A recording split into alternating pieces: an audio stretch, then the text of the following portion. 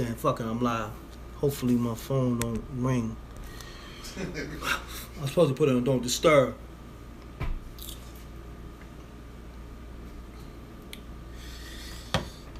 Got people already in the room. Salute to the rec mob. Change your plans. I'm gonna be cooking up everything. I'm gonna burn it up in here. Hopefully I don't burn down this motherfucking crib. You heard? Gene in another room. I'm about to cook up a storm in here. I don't even know what to start with. Don't tell them, y'all. You heard? You're now tuned in. We ain't even got a name for this. We just gonna call it the Gene Deal Cooking Show. I'm just a sidekick. MREC, you know what I mean? He doing all the cooking. I'm gonna be doing the filming. It's gonna be on his channel as well. The Gene Deal Show. So subscribe to that and all that. You dig? But anyhow, I appreciate y'all tuning in. It's already over 50 people in less than a minute. Hit that like button. Y'all know the MREC room etiquette. Hold on, let me fix this tripod. How we looking? Is the camera looking good? Camera looking smooth? What's going on, man? I might have to clean this bitch. Is the camera looking good? Gene, you got like a terry cloth? Yeah, it's terry cloth in there. Let me see. You know, I say terry cloth because it's very soft. You heard? Hold on, y'all. I'm cleaning off the camera lens. You dig me? You know, we live, so you're going to see the terry cloth on the camera and all that. Y'all stay tuned in. We here, like we said, 7 o'clock on the dot. Y'all just make sure you hit that like button. It's going down. Hold on, man. I got to position this a little different so y'all can see what's going on. Let me move this thing back. Make sure this cord.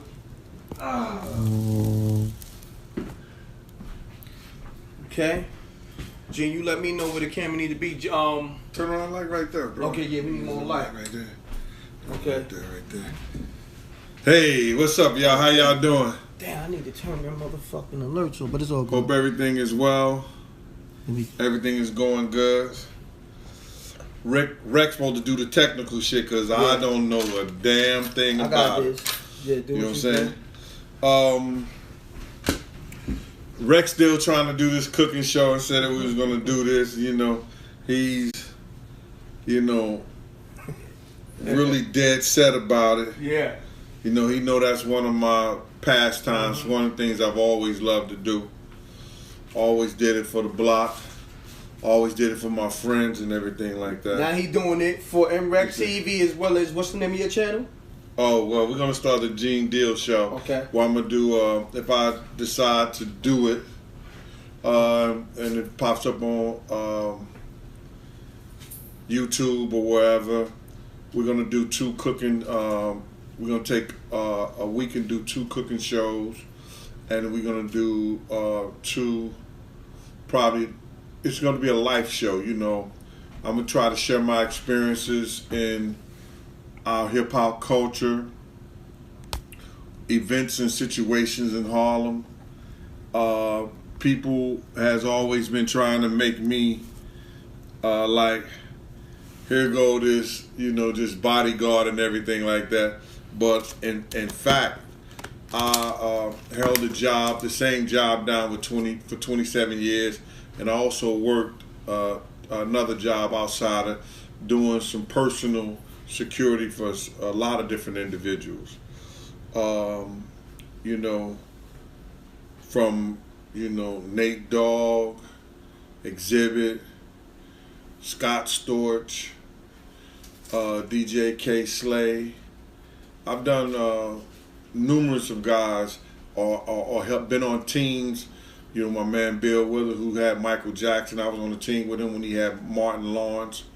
I've done a lot of things in this business, and like my man Tim Dog said, it was like nothing didn't go around or move during the time I didn't know about it or what was happening in New York City or around the country. Basically, I was that in tune with everybody, all the top other security individuals and stuff. When they was coming to the town, they would get in touch with me, because New York City used to got some of the craziest gun laws. So when cats were coming from out of town, it didn't matter if they were law enforcement or whatever they had. They needed somebody that they knew who could get it to them. And at that time, I was that dude. So I played a big part in the culture. So what I want to do is let the people know about a lot of individuals, a lot of things that were going on. And while I'm still here, me and Rec talked about, and I told him that I've done enough interviews on the Big and the Tupac thing that everybody already know what's, if they don't know, then they can research it and find out. I gave them enough information where they could research those things.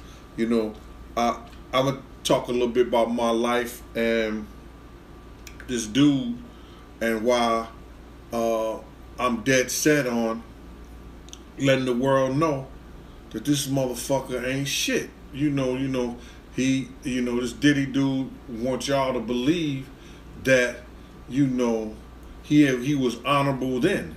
And if you think that I didn't tell him about himself or talk to him, you dead motherfucking wrong. You don't know Gene Deal. I've always, but he was the type of dude that I gotta let you know, there's only one brother that I knew could talk to this nigga and he would listen. And God bless the dead, that was Heavy D. You understand? It's like, me and Puff used to have run-ins and we used to talk. I used to tell him, like, he know when I was mad and I was upset. He would listen on certain things, but a lot of things he just didn't. So people, say, "Yo, you didn't say that," or they thought I didn't talk to them niggas and tell them what was going on. Yo, you're lying. The truth ain't in you. I told y'all, if y'all was listening to the thing before we even left out Andre Harrell's house, I told everybody. You understand? People chose that route. You got to look at the psychic of it. I could have took the avenue. This guy right here. I could have took the avenue and I could have stayed out. I could have said, "Yo, I ain't going." And then maybe Big wouldn't be dead today. Maybe the driver would have stopped at the light. And it'd be Puff who took them shots. I don't know. You know what I'm saying? But then again, when I go back and I'm the Monday night quarterback and I see how Puff was acting that night, it was very strange from the regular routine that we have. So it's a lot of shit. So I don't want to get into that because I'm not going to talk about that, because the next time I am going to talk about it, I want Puff, D-Rock, Little C's, Paul, and Kenny, and all the people, those people that was involved in that whole situation, and Tone, those people who was involved in that situation that night, you understand, to get in front of me and let's talk about it, and you'll see then. Anything that I've ever told y'all, anything that I've ever said, if they're honorable, they know it's the motherfucking truth. You ask Kenny, you understand? He knows it's the fucking truth. You understand? But, like they say, they don't want old, and that's fine and good. So I'm going to put my energy, because I got a lot of energy, and I love my energy. I'm going to tell y'all everything about this nigga, man. This nigga is foul to the third degree, and anybody who was around him back then and there and knew people around him, you gotta know this nigga ain't never been right, and he ain't gonna be right. He fuck his friends' girls, he takes his girls, and he fucks his girls' girlfriends. Look at all his baby mamas. They were friends. Kim was Misa's friend. Sarah was Kim's friend. You understand? Hold on, bro. Yeah. Saying we got bad connection. I don't know if I'm hooked up to your Wi-Fi. Hold on, y'all. I'm gonna get this Wi-Fi situation straight. I might be, you know, on an independent Wi-Fi. I need to be directly on Gene's shit. Hold on, y'all. It's technical difficulties. So if I stop the live, I'm gonna pick right back up. Remember where you was at. All right, y'all. So I might, you know what I mean, because I want this shit to look crispy, because he's gonna put it on his channel as well. Hold on, y'all. I might have to stop the live and reconnect. Y'all just tune back in. But you know what? It's running, so fuck it. Yo, it is what it is. This ain't the official show. We kind of just, you know, filling it out. So, Gene, do what you do. Sorry about that. Well, like I said, and for those people who think I'm angry and mad, my man, I pimp the mailman. I get a check from the state like I was on welfare, but it's a whole lot bigger. You know what I'm saying? I get a retirement check. Hold on, Gene. No, because I'm seeing people who, once you see the chat stop, you know it ain't right. Exactly. Hold on, y'all. All right. Let me get this on the official Wi-Fi real quick. Hold on, y'all. Hopefully it stay on. Hold on. Just bear with me, y'all. We gonna edit this part. Hold on. All right. Hold on. Fuck it. We gonna just leave it. I could edit that out. You was talking about. I was just talking about the nigga morality, man. I seen this man cuss his mama out, and I told him, boy, you cuss your mama out again, I'm gonna whoop your motherfucking ass. I seen this nigga do some dirty shit, and you know, like, I didn't get into his business shit of it. You understand? No, I never got in his business and how he did his artists and everything. That wasn't my motherfucking business. You understand? But when he did dumb shit and cursed his mother around me, nigga, I checked his motherfucking ass. It was something that I felt that it was somehow to do with our safety. I would tell him.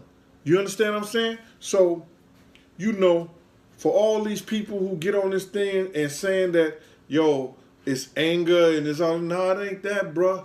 Yo, it's like this nigga did some foul shit to me. You know, when I went to the bat, and I went to the bat for him on several incidents where he was being sued, or you know, he could have lost his freedom.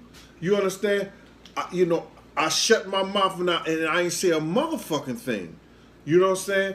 And other people who was involved with, like Mary J. Blige, she could have been part of the suit and stuff like that. I knew that they had changed a statement that I had made regarding it, and I didn't say shit. You understand? Yo, and then when you get caught up in something or something happened to you, this nigga look like you ain't never did a motherfucking thing for him. You understand? Like, he sit up here and tell y'all like how he loved Wolf and everything like that. But 2 weeks after this nigga, after Wolf died, Puff Daddy,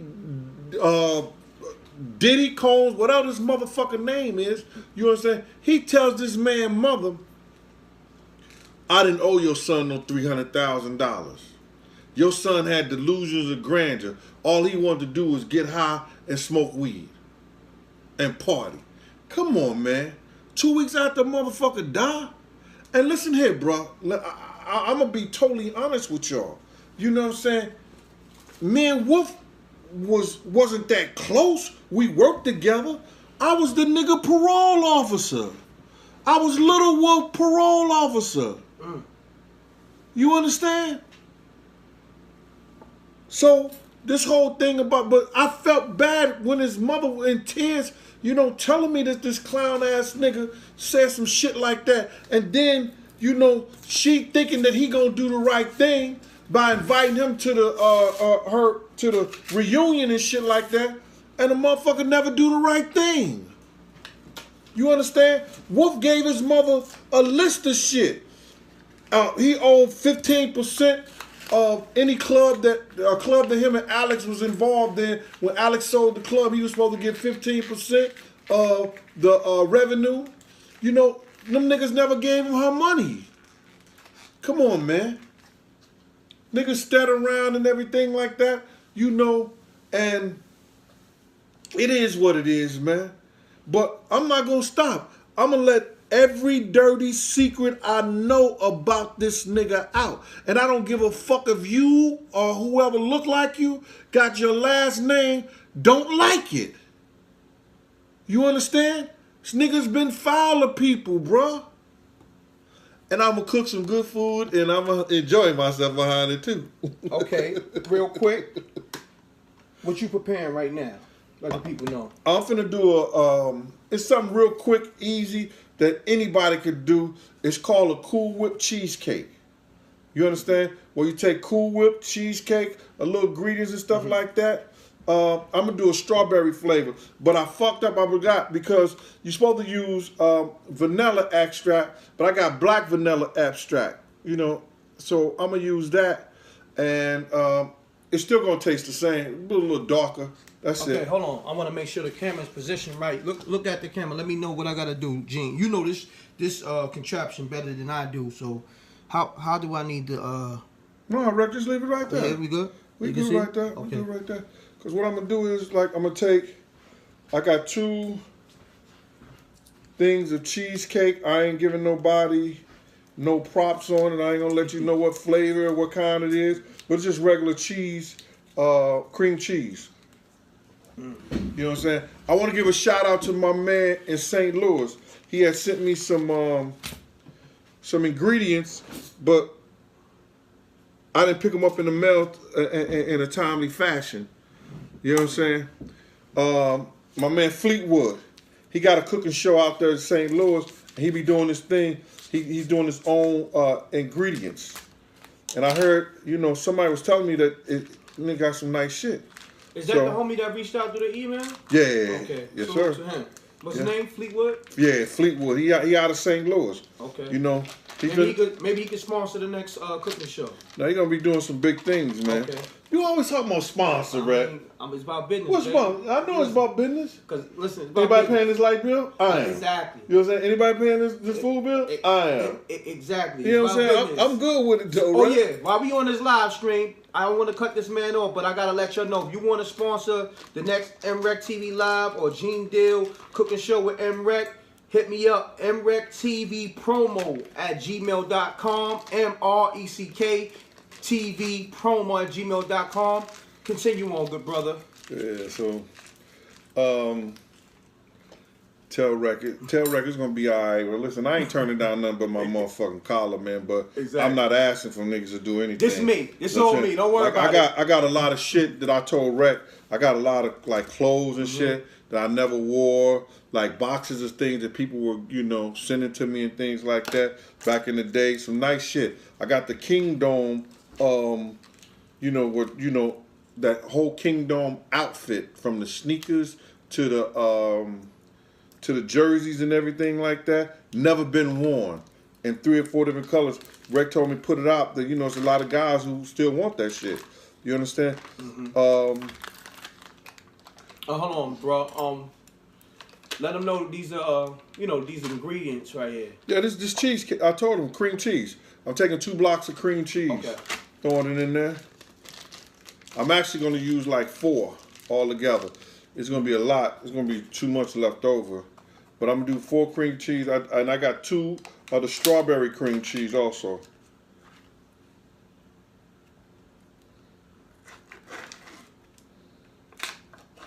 Let me see what they're saying. Smash that like button. Salute to the homie who just said that. You know the MREC room etiquette. I'm doing some strawberry cheese, cream cheese also. I don't know why I'm using the fork. Salute to the Rec Mob. And if y'all want to donate to the show, the link is in the video description. Okay? It's the PayPal link. It's in the video description. And make sure when you send the PayPal, put Gene Deal Cooking Show. Because, you know, I got to sponsor, you know, the groceries at least. Like, if, you know what I'm saying? My man do me a favor. So, you know, hold me down on the donations. I keep this thing going. At least if I sponsor the groceries and, you know, if I get the sponsor to endorse the next cooking show, I can put something in my man's pocket. You feel me? So I'm using like I'm only gonna do 3 because it's gonna be a lot in here. It's gonna be a lot. So I'm using like the cream cheese. We're gonna smash it down a little bit. And then somebody said something about Thanksgiving. Thanksgiving cooking show. Somebody just said that. I just said that to Gene. Let them know what you got to say about that. Well, I make a hell of a motherfucking sweet potato pie on a for real. Crazy. That's my favorite shit. I mean, crazy. Hold on, excuse me. Yeah, that's one of my favorite pies ever. These are some strawberries that I took some brown sugar and I just threw it in there. I'm gonna just throw little strawberries in there. Right.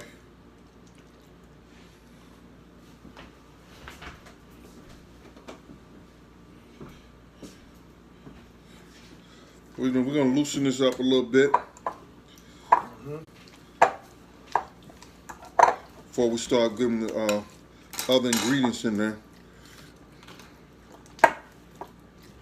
We live. My man cooking live right now, making dessert. Yeah. My man, Big James. So what kind of questions you got for me, Rack, man? Let me know when you ready, man. I don't know if you ready, man. You might burn the food. Nigga, I was burnt. How am I burn a fucking dessert, Rack? This is some The questions I got, you gonna fuck up the food, yeah? Yeah, never fuck up. Yo, let me sit down a little bit. You know what I'm saying? So people see. Yo, I'm gonna smash this. I'm gonna mix this together right here. A little something. I'm gonna mix it up. Right. So what I'm gonna do is I'm gonna take a cup of flour. Let me get it. Put some flour right here. I'm letting it rock. We're gonna do a cup of flour.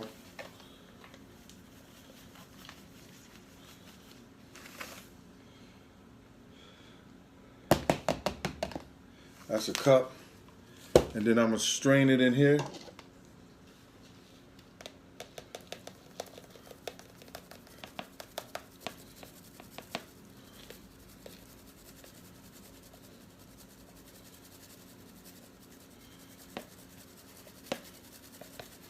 Shouts to Luma the Great. He said Gene Dale whipping. All right. We got that cup of flour. I mean, a cup of sugar. Sorry about that. We got the cup of sugar in there. Just gonna mix it up a little bit right here. The donation link is in the video description. And like I was telling Rec, you know, I got a couple of. He said that, like, I got a couple of things that belonged to Big at one time. I got the Coogee sweater. I got 2 Brooklyn Mint, one sweatshirt, 1 shirt, velour shirt, and I also have I have my shoes that he wore at Soul Train, his last performance. Real quick, and somebody just asked, go ahead. Do you know what Biggie's favorite meal was? Shit, he said it, I guess.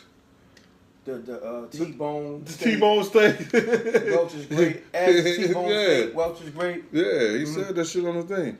I'm gonna take a cup of not a cup, 2 tablespoons of vanilla extract.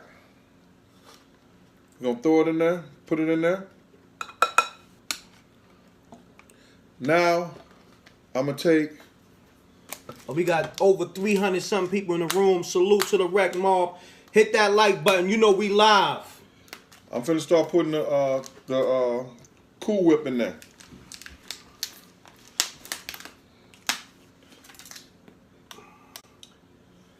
And you know, like it's just that, you know, you might, you know, people say whatever they fuck they want to say about the route that I'm taking. You understand? But it is not gonna go down in history that you ain't gonna know everything about, you know, this scandalous shit. That, you know, this whole bad boy scandalous shit, man. That he just outright just did motherfuckers dirty. Look at the president of Bad Boy was Kirk Burroughs. You don't hear shit about him. He's a genius. He was a genius. You understand? I mean, like, getting people their money, putting the things right. But he had that false sense of security that he always thought Puff was gonna do the right thing, and look where he at right now. Come on, man.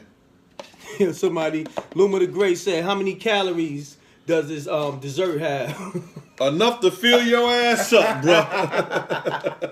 Yo, that's what a dessert is, man. You know what I'm saying? Listen, you could use, if you want sugar-free Cool Whip and all that other shit like that, you could use whatever cream cheese you want to. Man, I'm doing this shit, man, because it not only tastes good, it's real quick. You understand? It's something quick that you could have. It's something quick that you could do. And the kids love it. The adults love it. And, yo, this is for my young guys who out there trying to impress a chick sometime and say, yo, listen here, I'm a cook. You know, that's what I want to do. I want to show young men how to, like, put shit together real quick and easy. You understand?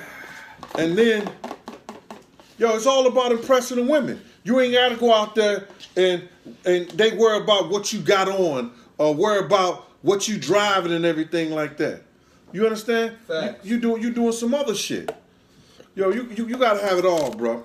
Now you're going to take this and we're going to start blending this shit up.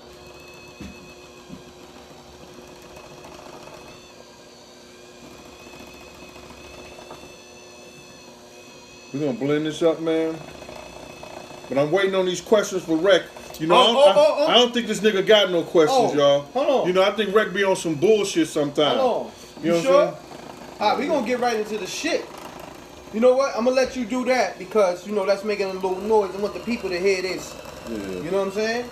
All right. I'm going to start with something light, though. Well, this is going to be a minute then. No. Let me see what the people talking real quick. Well, let them ask some questions. Yeah. Sure. Ask some questions. Let me know. Right now. Throw some questions because I got my questions.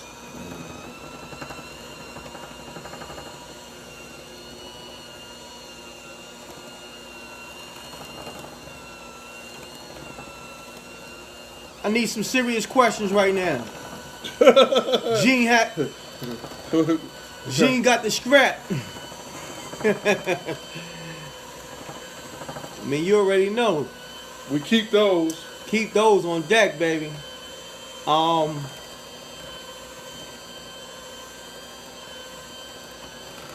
we can get right into the shit. Yo, can y'all hear me? Is the audio good? Cause I know he got the you know, what's this? The blender, the mixer? I forgot this. Mixer. The mixer. Can y'all hear me good? Can y'all hear while this is on? Somebody just asked a wild question. Go ahead. Was Puffy really a fun boy? Listen, I never seen him in the act with another man alone. Now, he's that type of dude, he'll take his girl, his baby mama with you and your girlfriend and your mans in them, and they'll go out and they do all kind of freaky shit with each other and together.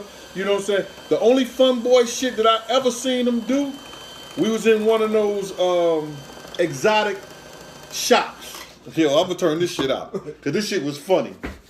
We was in Atlanta. We go to those exotic shops where you get all kind of, like, they buy oils, dildos, spooky. Yeah, you know what I'm saying?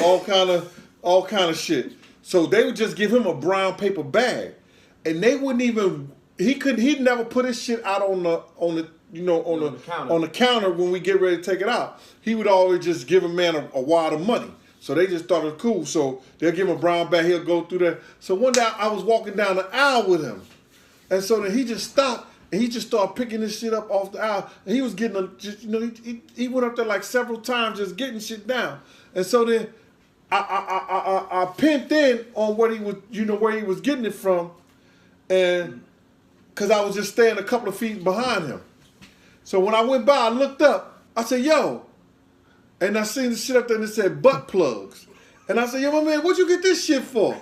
And the nigga said, yo, on everything I love, man. He said, yo, Rec, he said, yo, can I do my shopping by myself? Yo, hold on. You know I'm with the shit. We love Eric TV. That nigga said, can I do my shopping by myself? I start dying. Yo, did this nigga Gene say he was with Puff in a sex shop and he watched him buy some butt plugs? Like, hold on, pause. Break the pause button. Pause. Yeah. That nigga said. That's some spooky shit. This shit got spookalicious real quick. No, the nigga said, "Can I do my shopping by myself?" Yo, that shit was funny, man. after you see him grab them butt plugs, he said, "Yo, can I do my shopping by myself?" He said, "Yo, hold on, what's that for?" Yo, spooky. Okay, let's see who else got some questions. That was a good one. I want to salute that person. That was a good question. That was definitely fuck fun boy. That's some more other shit. We gonna leave it at that.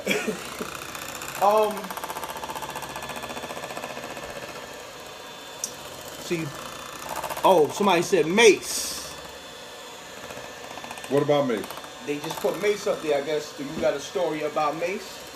And what's your relationship? I'm gonna ask the question for them. What's your relationship with Mace? Nah, Mace was a youngin' back then, man. And you know, I tried to straighten him out when we was out in Cali, and you notice he didn't even go to the party. You understand? Because you know he understood the magnitude of what was going down and what I was telling motherfuckers. You understand? So Mace didn't even go to the party. You know what I'm saying? Me and Mace, we ain't never had no issues, no problem. Like one time, I came back to my room and he was fucking a bitch in my room. You know, him and Jay Black, and I was like, "Yo, man, what the fuck is you doing? Take that bitch up to your room upstairs." You know what I'm saying? What the fuck is wrong with you? All right, Gene. All right, Gene. He always had a lot of respect back then, you know, because then Tone used to watch out for him too. Yo, shout out to Mace, fucking bitches in Gene room. Yeah.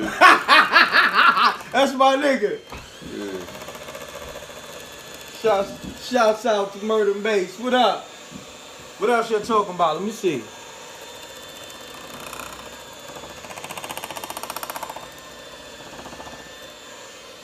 Damn, the chats is coming in fast. Salute. Domingo said, M-Rec, the realest live show on the web. Appreciate that. Sorry about that, right? Nah, you good.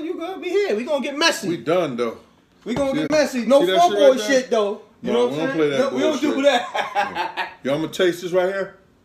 I got some of my own. Taste that shit, right? Just taste that shit. That shit tastes good as a motherfucker. I ain't gonna hold you. Yeah, Now we get these graham cracker crusts, bro. You want them graham cracker crusts? Shit tasting good. Hold on, let me see what they talking about. Send some more questions. Oh, somebody just mentioned something about Haitian Jack. What about him? They just said Haitian Jack. They just said ask Gene Deal about Haitian Jack. What about him? All right, let me see. I mean, I guess some of the myths about him true. Was he a snitch? What's up? I don't know that man business like that, but I know that, you know, when they talk about that he was some terrible gangster and all that shit, I don't know him for that. You don't know Haitian Jack for being a gangster? I don't know him for that. Okay. I know one thing, when Suge and them was in the Mirage, when they was with Eric B and all like that, this shit was funny. Haitian Jack called Puff and let him know that Zip and all them niggas was in the Mirage, you understand, with Suge Knight. Wow. You understand? He called Puff. Puff called Zip back. You understand? It was on some shit like, no, yo, what's it? Eric Von Zip. Okay. You understand? Calls Zip back. Yo, how y'all gonna be out there with them niggas? Y'all making me look bad and shit like a Zip hung up the phone on his ass. Oh, shit. Wow. Yeah. So you got your graham cracker crust. I want you to keep the top of it too. Right? Now, what we're gonna do is, let me see. Somebody said I meant Ferg. What's that? I guess they want to know what was your relationship with ASAP Ferg. ASAP Ferg? He was a baby. You understand? No. They said Ferg. No, I guess they talking about D Ferg. Oh, D Ferg. Yeah. That was my brother from another mother. You understand? I used to live in this house at 200 West 143rd Street. We was raising our kids together. We bought a house at the same time. I bought my house. He bought his house. You understand? We lived 2 blocks from each other. You understand? So, you know, we was talking about raising our kids different, you know, and showing them different. He was always saying this about his son. He said, my son gonna be a real man's man. He gonna be a real nigga. You know, Lil D was on the block one time, and he was like, he had his arms folded like this with his leg kicked back. And recently I seen a picture like that on the internet of him, and he always had that pose ever since he was 4 years old. And I was like, yo, I'm glad he making his father proud, man. You understand? So you're gonna take this. And they also just asked too, how did D Ferg pass away? Somebody just asked that. God bless the dead. D came to my house. We had been going around this place and stuff, like making runs. And D came to my house. He had a bag of medicine because he had lost his kidneys. And he said, yo, dog, I can't live like this. I cannot live like this. I said, what's up, D? He said, yo, I can't take all these pills, man, because he had lost his kidney, the work of his kidneys. And then next thing you know, the nigga waited too late to get on the kidney machine, and he died on the kidney machine, man. Wow. God bless the dead. God bless the dead. You gonna take this? Yo, real quick. Somebody asked a question. Go ahead. You might know this, and you probably heard about it. Did D-Rock put hands on Ghostface? I don't know about that. Oh, you don't know about that? Okay. Yeah. I don't know about that. Okay, now let the people know. You see, I'm taking this right here and just putting it in this cake pile right here.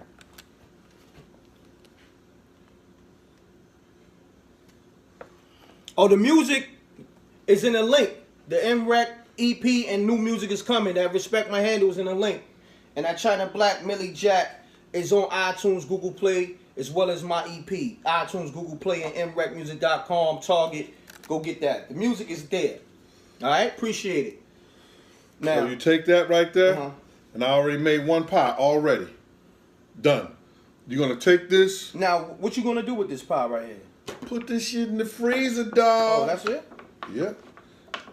Wow. Still got that glue on it from there. That shit did taste good, motherfucker. Oh man, wait till it freezes up. What kind of pie is it, though? It's called a Cool Whip cheesecake. Cool Whip cheesecake. So you take this, the top of it, you put it right here.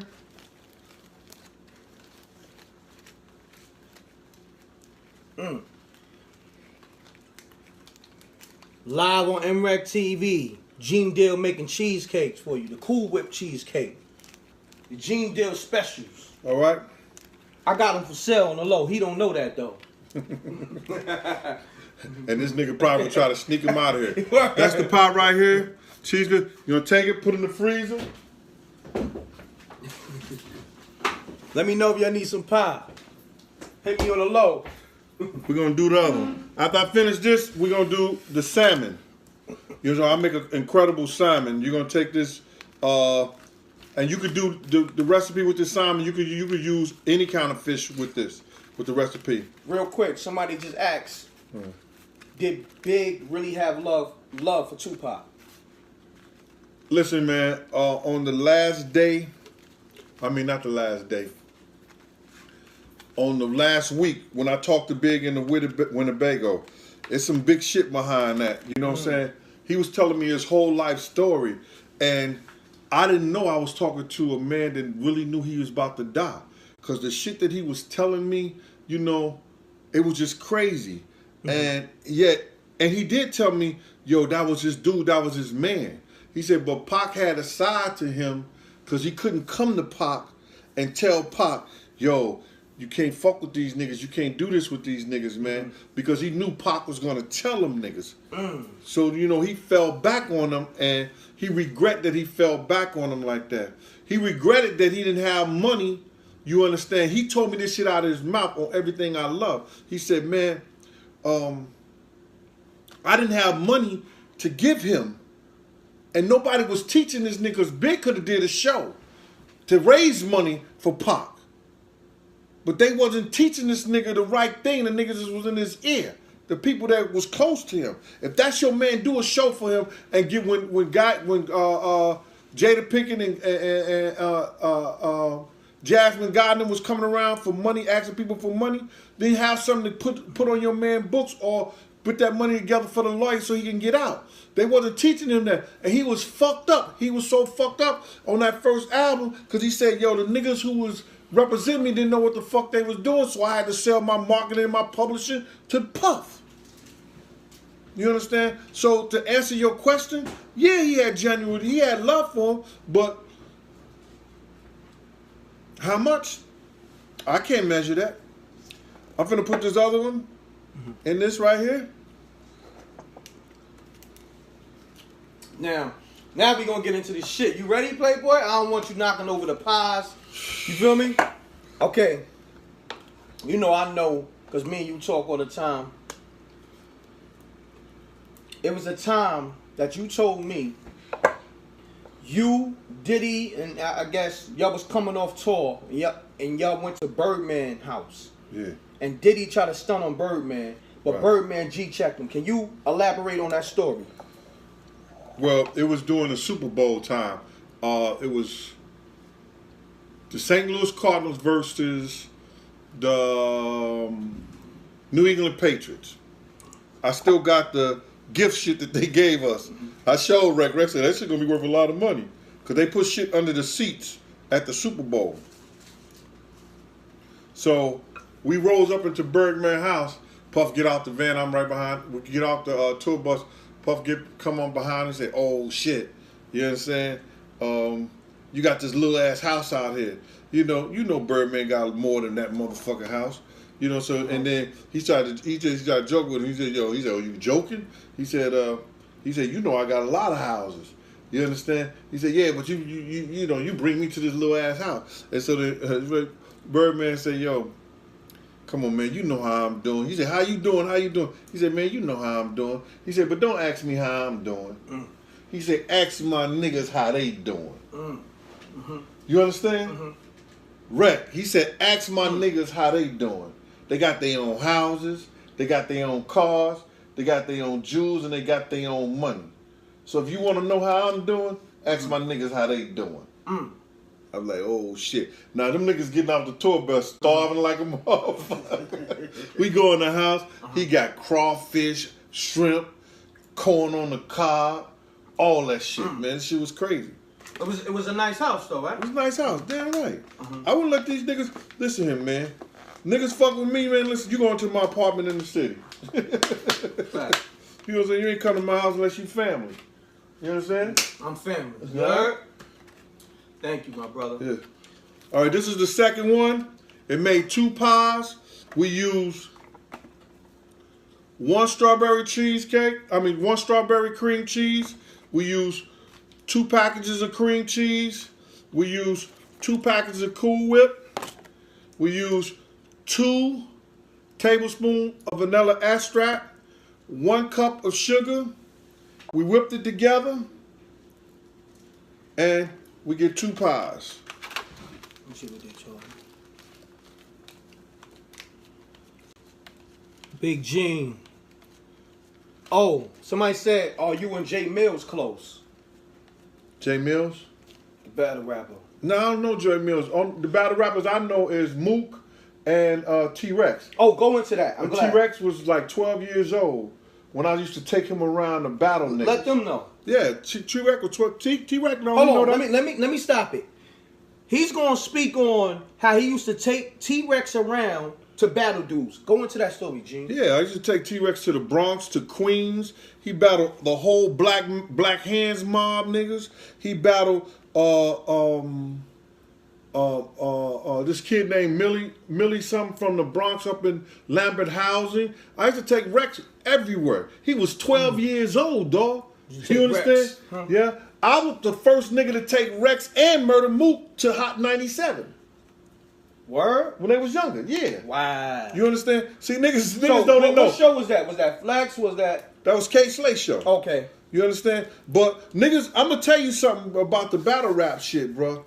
Everybody think that Smack and all of this down. The first nigga that started battle rapping, it came from Mecca Audio, Unique, from 152nd and 8th Avenue. They used to pay $5,000 a battle.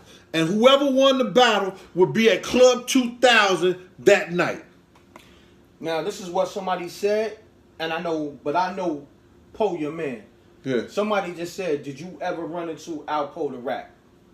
Man, listen, I'm not even answering that. Yeah. Because the thing about it is, listen here, bro. If you say it on the internet, you wouldn't even breathe hard in in a room with that man and not call him a rat. You understand what I'm saying? You know, what y'all niggas don't understand is Alpo ain't got no motherfucking, you know, he wasn't, he may have been in jail for 28 years, but he ain't do no programs. I know Po. You understand? I know Po. And like I said, y'all leave that man, if that man ain't did nothing to you, stay out that man motherfucking business. Because he ain't one of them dudes that you want to fuck with. And I don't give a fuck what you talk about, all this old gangster shit on the internet, all this old No, I'm just being 100, right? You know, because a lot of niggas will say this shit over here, but they won't even breathe hard with a nigga in the room. I got you. I know. You understand? And that's 100. I know. So do me this favor. This is me asking this. What is your relationship with Alpo? Real quick. I know Po. Okay. That's my relationship. So you knew him before he went inside? I knew him way before he went inside. I know him when he used to be the financier of the same game. Whenever we was giving parties, whenever we was giving something, he would get deferred money to do it. He ain't have a motherfucking problem with it. You understand? That nigga Po was like, yo, whatever y'all need, drop off a bag. Wouldn't hesitate. What kind of bags we talking? Nigga, we talk about bags. 100K. Man, if these told Po, I want to do 10,000 shirts. He said, how much you need? 15, 20,000. Po would give it to him with a heartbeat. Wouldn't even blink. And Po, yo, listen to me, let me tell you something. Deferred machines cost over 25,000. Po told Deferred where to go pick up the money.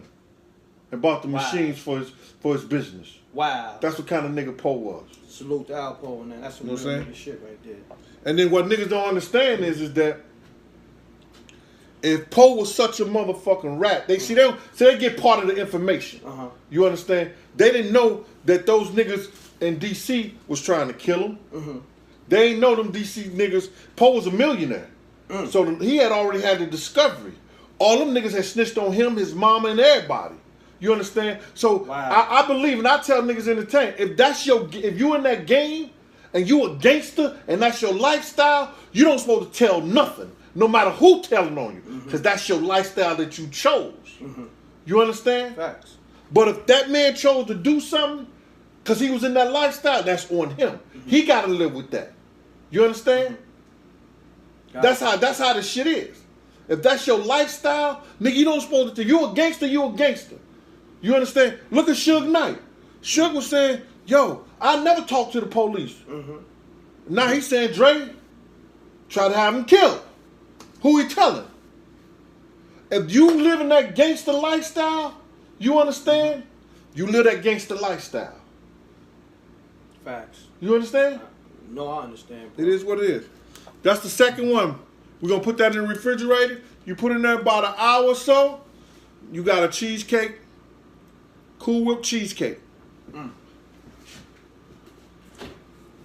me see what else they talking. Hold on 1 second. I'm gonna let Big Bro put that in the freezer. Let me see what they talking. Now you got the leftovers. I wish my girl was here. Yeah, he talking some freaky shit right now. Okay, you know, do what you do. The homie Omar said, how do you feel about Po killing Rich? I ain't got no feelings on it. Ain't none of my business. I don't speak on shit that ain't my business. You understand? Ask Po how he feeling on that. He said that's the worst thing he ever did in his life. You understand? So if that's the worst thing he ever did in his life, what kind of feeling you think I have? Got you. Oh, somebody just asked, what up with Chaz and Black Hand? What's your relationship with them? What's my relationship with Chaz and Black Hand? Listen to me. I die for Black Hands. I could never be Black Hand because I never committed a felony. I'm not a felon. You understand? But Black Hand is my heart. You understand? That's one nigga I die for. I give up my heartbeat for Chaz any day. I don't give a fuck what nobody say. You understand? And I've proven myself to Chaz 1,000 times. But I could never officially be Black Hands because I'm not a felon. I never was a felon. I never was a convicted felon. Gotcha. You understand? That shit starts in the federal penitentiary. And it trickled down to the state. See how they know you understand? So I could never be Black Hands. That's deep. You understand? Now I'm an honorary member. Oh, okay. Got you. Yeah, go ahead. How long you knew Chaz? I've been knowing Chaz since 92 or 90. Anywhere from 90 to 92. So you talking about now, it's for like 30 years? Close to it, I guess 20-something, 30 years. Yeah. Something like that. Just went to his birthday. I just cooked for his birthday party. You understand? 10. Yeah, almost yeah, it's 20 something. It's over 20-something years. Yeah. Go ahead. All right, let me see what else they talking. What was your reaction when you heard Tupac got shot? I was on, before y'all even heard it, we had heard it. We was on the steps and we got a phone call and they said they had shot Tupac. Mm-hmm. And they said, yo, they got them niggas. Like, I was like, oh, shit. And where you was at? On 112th Street between 7th and 8th Avenue. Wow. On the stoop, sitting on the stoop. It was about... What time was this? About 4:30, 5 a.m. in the morning. Wow. Me and my brother sitting on the stoop chilling. Go ahead. Yo, shout out to my St. Louis niggas. Yo, Reese Mo! Pick up your phone when I come there. Alright? You understand? Alright, now we gonna get into some shit. Now, this is me. What made you... I'm enjoying this shit, Rick. Go ahead. Okay. What made you decide to take on being a bodyguard? Like, what... Like, cause that had to be a conscious... It had to be a conscious decision. But Rick, you know, I never looked like I never was right no like no bodyguard. What happened was that when you got niggas as part of the crew and they the biggest niggas and they supposed to be the muscle and everything like that, you know, they the ones gonna be at the door. Like at same game we used to get parties. So it was the right thing for me to be at the door. But people didn't know that all the parties that we gave, it was my idea. Wow. You understand? I took what I learned in school, you understand, by being a member, you know what I'm saying, of a fraternity, learning from stuff from my fraternity after I graduated from college and everything, and going to finish pledging in school, you understand, learning what the stuff they were doing. I took that and what I learned in school, and I brought it to the street. Gotcha. You understand? I took D. Ferg and Mike Cox to their first Greek picnic. You understand? In Philly. They used to give it in West Philly. You understand? Wow. So my whole thing about it is that, you know, I was the one who took them to the Cancun thing. I took D. Ferg to the Cancun thing. He came with somebody, but I told them about it. You understand what I'm saying? So my whole thing about it is that where we at now? I asked you, what made you become a... Oh, the bodyguard shit. Yeah. So I never looked at it like I was no bodyguard. You understand? Like, I'm just a nigga that you my man, I'm going to protect you because Puff was a part of the crew at the time. I didn't want to fuck with him. You understand? No, but hold on. Before you go there, now you open that door. First, you got to say this. How did you and Wolf meet? Go into that whole story.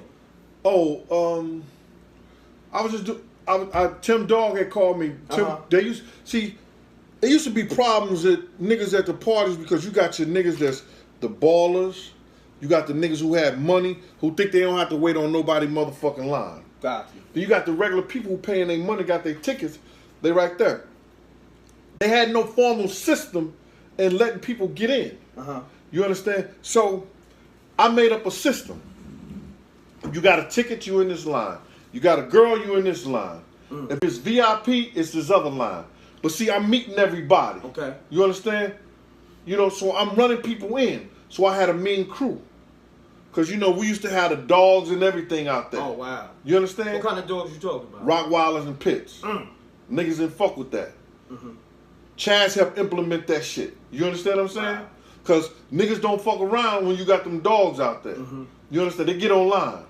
So if you got money and you hit me up, you was hitting me like that, I get you in there real quick. But it's how you do it.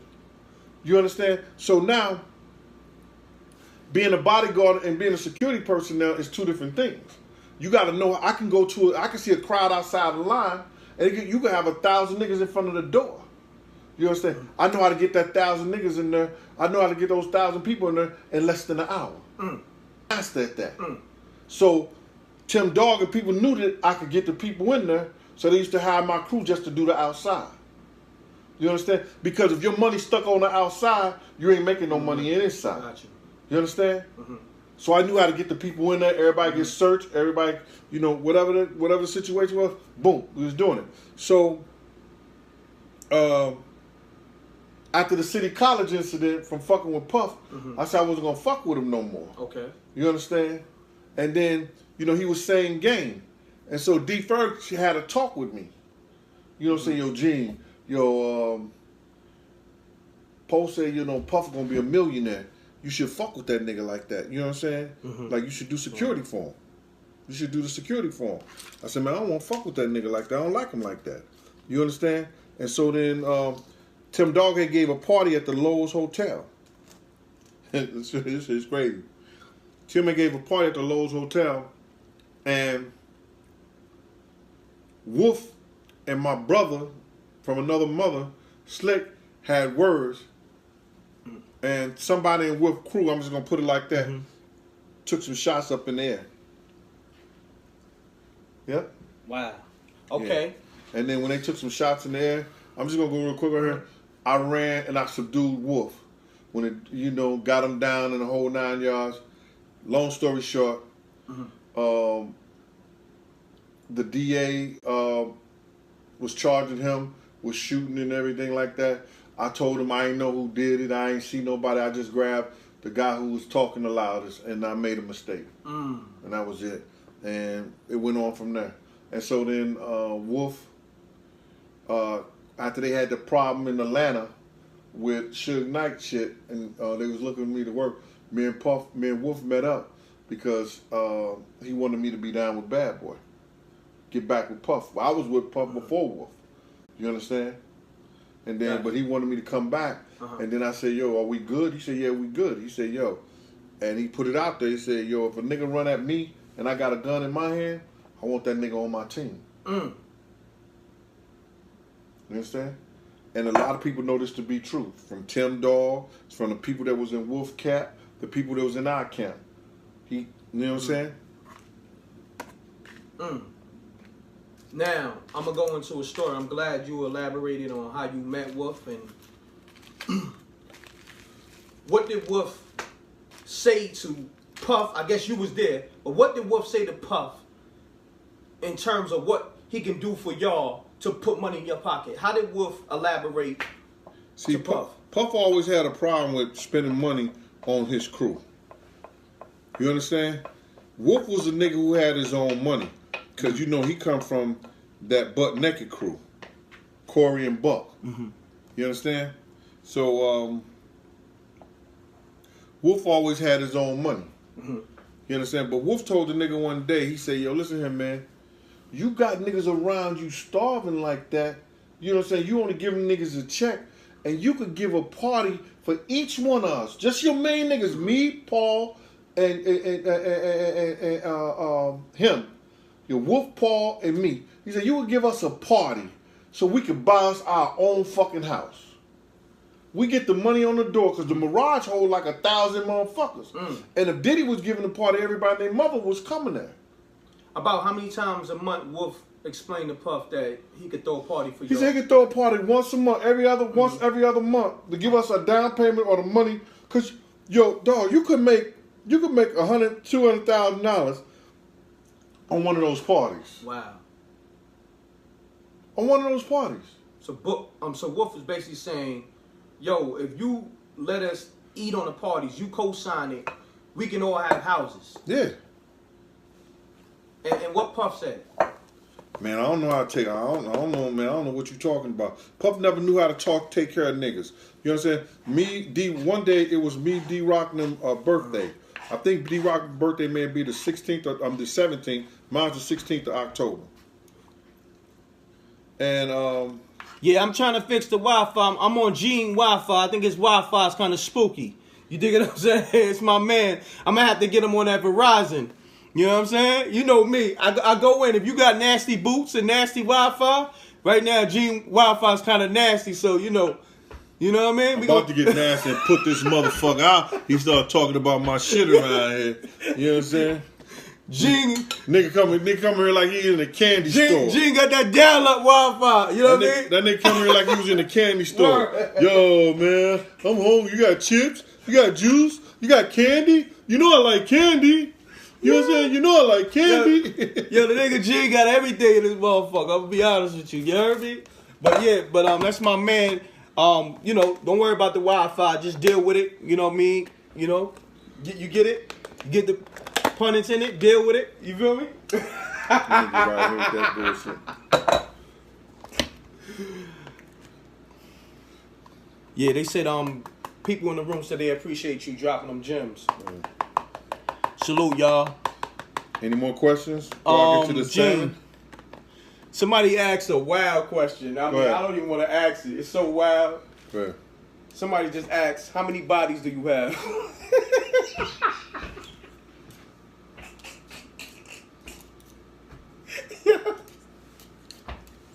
No comment, man. No, I'm going to comment on that. No comment, man. Check this out, bro. There's a difference between a nigga and a black man. And a nigga answer that. I'm a black man. There you go. I wasn't going, you know, that wasn't going down, but I like to give my people a voice, but sometimes they ask some wild questions. Salute to the Rec Mob. Y'all be wildin'. Let me see what they talking.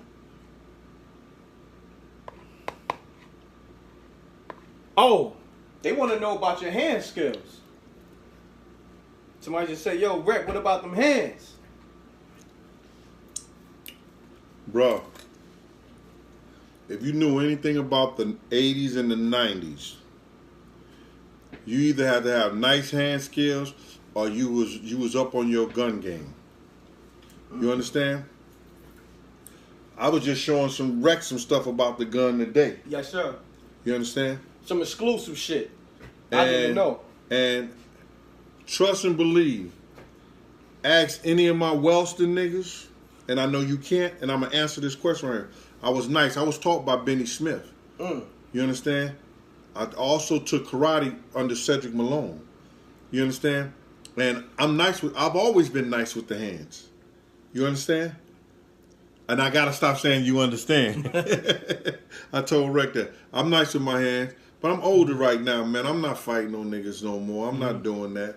But you got to realize you had to have nice hands back in the day. You understand? Oh! No, more shit come to me because you told me so many stories. Right. Tell them about that time you bet Jermaine Dupri on the Mike Tyson fight. What happened? Oh, my God. Jermaine Dupri, yo, matter of fact, he ain't gonna say it.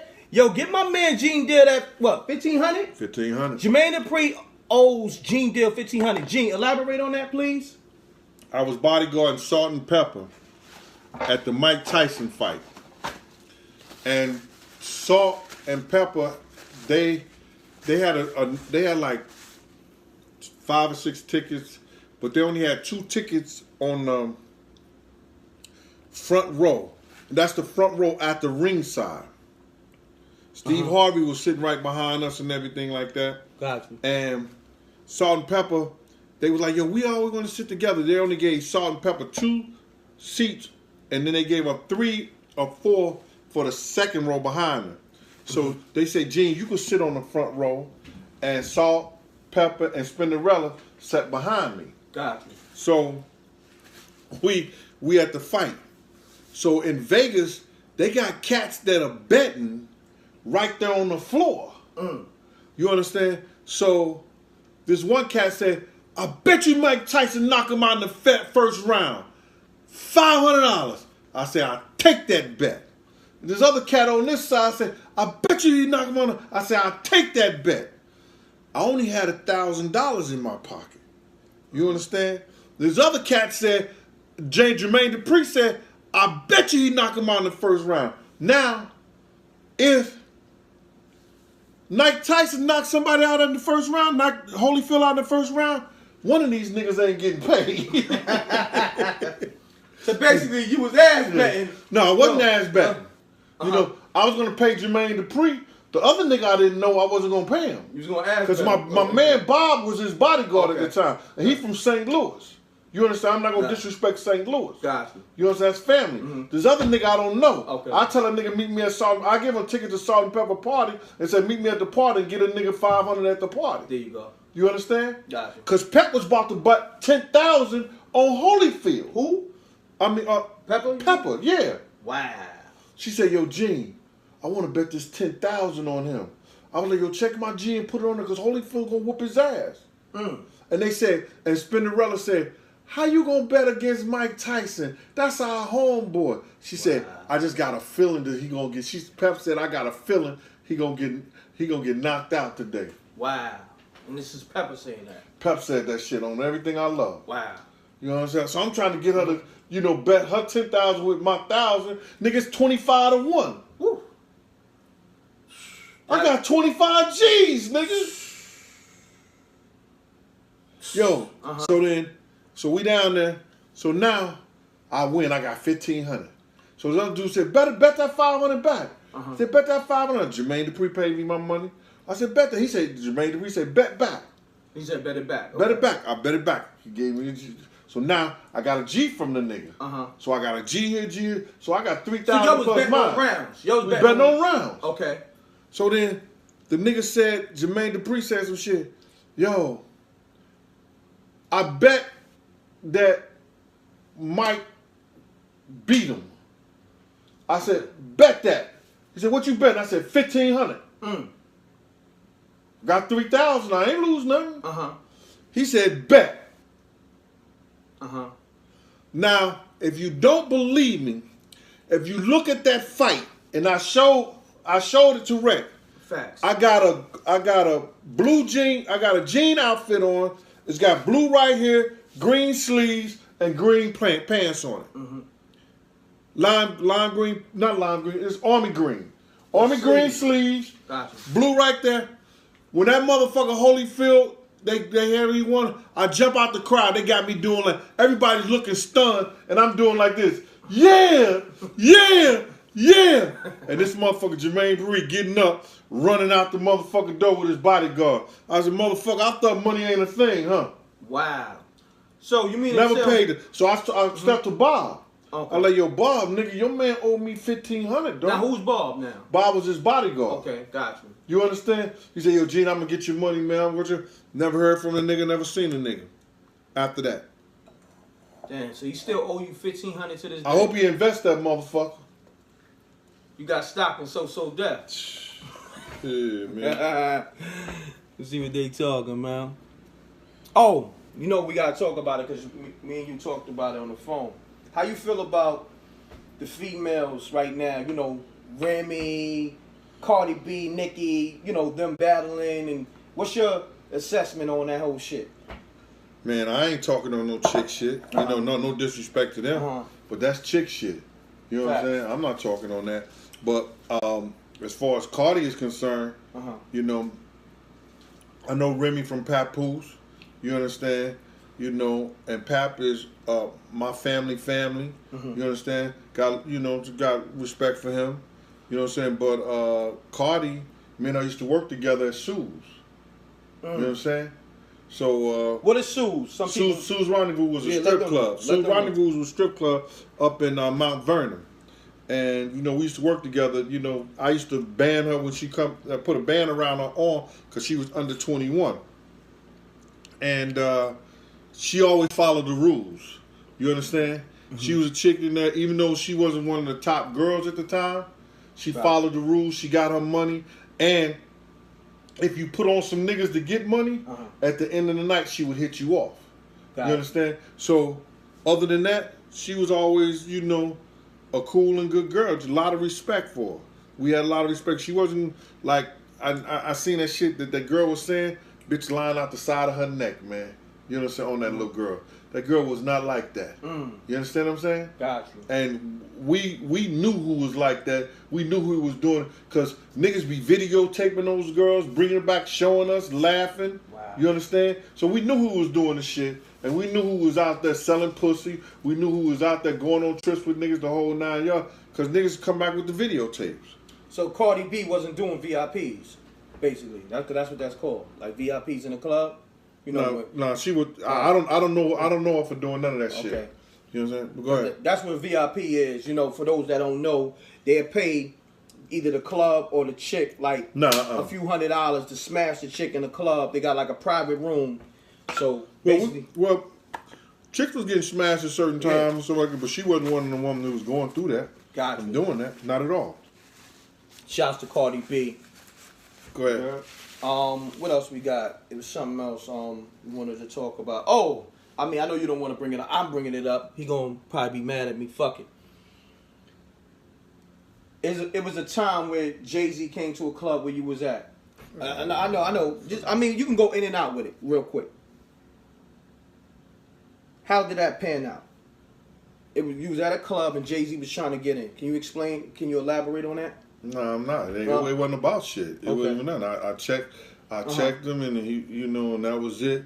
And he wasn't that dude that everybody thought he was. You know what I'm saying? And he ain't that dude that everybody thought he was. And I'm just gonna leave it at that because the simple reason is that nigga ain't a good dude. He ain't good. I got a story that blow you out of the motherfucking water about that kid. And some shit like that. What you need? No, I'm just put this in the refrigerator. Okay.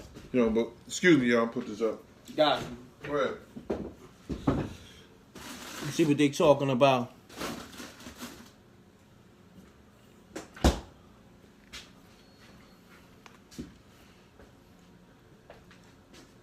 Oh, wow. Why? Somebody said why Puffy didn't want Chaz to convoy him to the airport. I don't even know, man. We could have. The damage was already done. You know what I'm saying? The damage was already done. So I looked at them motherfuckers like they was crazy. Maybe he didn't want Chaz to know that he was leaving, that he was going to take that. Because he was definitely going all the way to, he was going all the way to the fucking, what you call that shit? What was the name of that place? San Diego, to get the hell up out of there. That's what that was about. I can't tell you why he didn't want to, but I looked at them niggas like they was fucking crazy.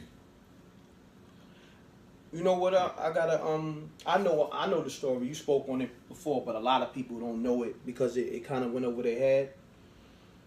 A lot of people don't know you was one of the guys that pulled Big out the car when he got hit.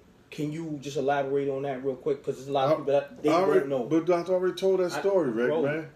I already told that story. Man. Okay. Tell them to go see 1, 2, and 3. Okay. You know what I'm saying? Go see Raw Deal, the installments, 1, 2, and 3 on MRAC TV. It's on my channel. For people that don't know, because there's a lot of people still learning about the story.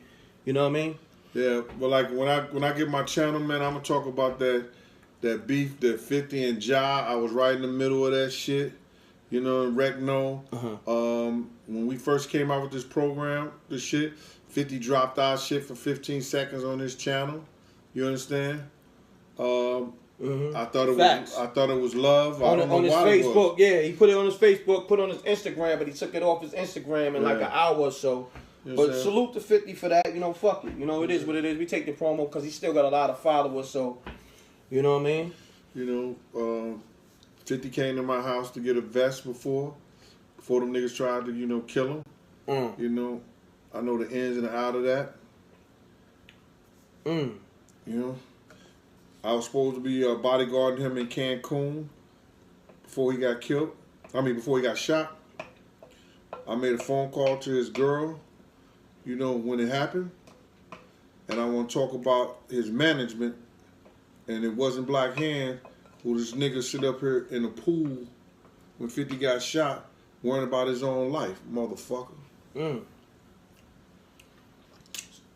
So when you say you gave 50 Cent a vest, you gave him a bulletproof vest. He had the shell he needed a cover for. Okay. My shit was too big. Got you. But me and my son was right there, and he met 50 like that. That's when he had how to rob a industry niggas that shit out. You know what I'm saying? I also gave 50 a 9 before. Wow. I know he ain't lying. You understand? Trust me, that's all I'm gonna say. I can't go into it. I know he ain't lying about that. You did? I mean, everything this man done told me and told y'all has been truth. What else? Oh, somebody brought up Stevie J. But talk about the Stevie J story. The time you let him hold your chain. Well, we was in the club and everybody had on jewels and shit like that. And Stevie didn't have no chain. He said, yo, Gene, I had on 2 chains. And he was like, yo, Gene, let me buy one of your chains. Stevie always had money. You know what I'm saying? He just reckless with his money, but he always had money back then. He was a hit man. You know what I'm saying? He was behind all that shit. So I said, yo, Stevie, yeah, I'll let you hold the chain. So I gave him the chain, but I took my cross off of it. You understand? Because I had a cross that was blood, it was diamond out. So then the nigga had the chain. Then he said, yo, Gene, I need the chain. I need the cross behind it, man. Come on, let me use the cross. I was like, yo, bro, this cross is blessed. You understand? Wow. This cross is blessed. I'm going to let you use it, but I need my cross back. He said, all right. Get a nigga the cross, you rock the cross. Then Big gets killed. Wow. Now, this is like the night before Big got hit that you gave him the chain? Like, I think it was like that week. The same week. The same week. Don't you know this nigga took and gave my cross with the chain to Faith for Lil Chris? Wow. So I sit up there, I'm like, yo, my man. So changed his numbers and all that. So I saw Faith. And I seen Faith. I said, yo, Faith,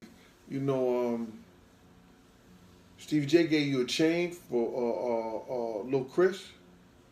You understand? Because I think she was with Zip. And I told her, I said, yo, that was my cross. She told me I could get it back. Gotcha. Then I felt some kind of way. And I said, nah, just go ahead and you can have it, man. You understand? But I actually wanted my cross back. You know what I'm saying? I had I had Jesus on the cross and it had diamonds all around it. You seen the jewels that, right? Heavy jewels. Heavy jewels. What else? Oh, that opened up for a can of worms. Because Stevie J and Faith, they supposed to be married, right? Some shit like that. I don't follow that shit, man. Yeah, but that's just what's going on. Hey, let's get to the salmon, man. You know what I'm saying? Yeah, we gonna get to the salmon. We got more stories coming up. But you know me, I like to get as much as I can out this brother. You know what I'm saying? Well, can y'all ask me some questions? This is, you know what I'm saying? Dude's kind of dry over here, man. He fucking up the whole atmosphere, the rhythm and everything, man. You know what I'm saying? You know how Rec is. He wanted me to get in. He wanted me to talk about his man Hov. You understand? But Hov was dealing with his personal assistant was Laura, and she's from 112th Street. So I wasn't gonna blow him up on the faith of her, on the sake of her. Gotcha. You know what I'm saying? Shout out to Laura. I don't know what you're doing now, but you remember that time in Cancun. You know I ain't telling no lie, baby. Right? Yo, so we finished with that. That was easy, man.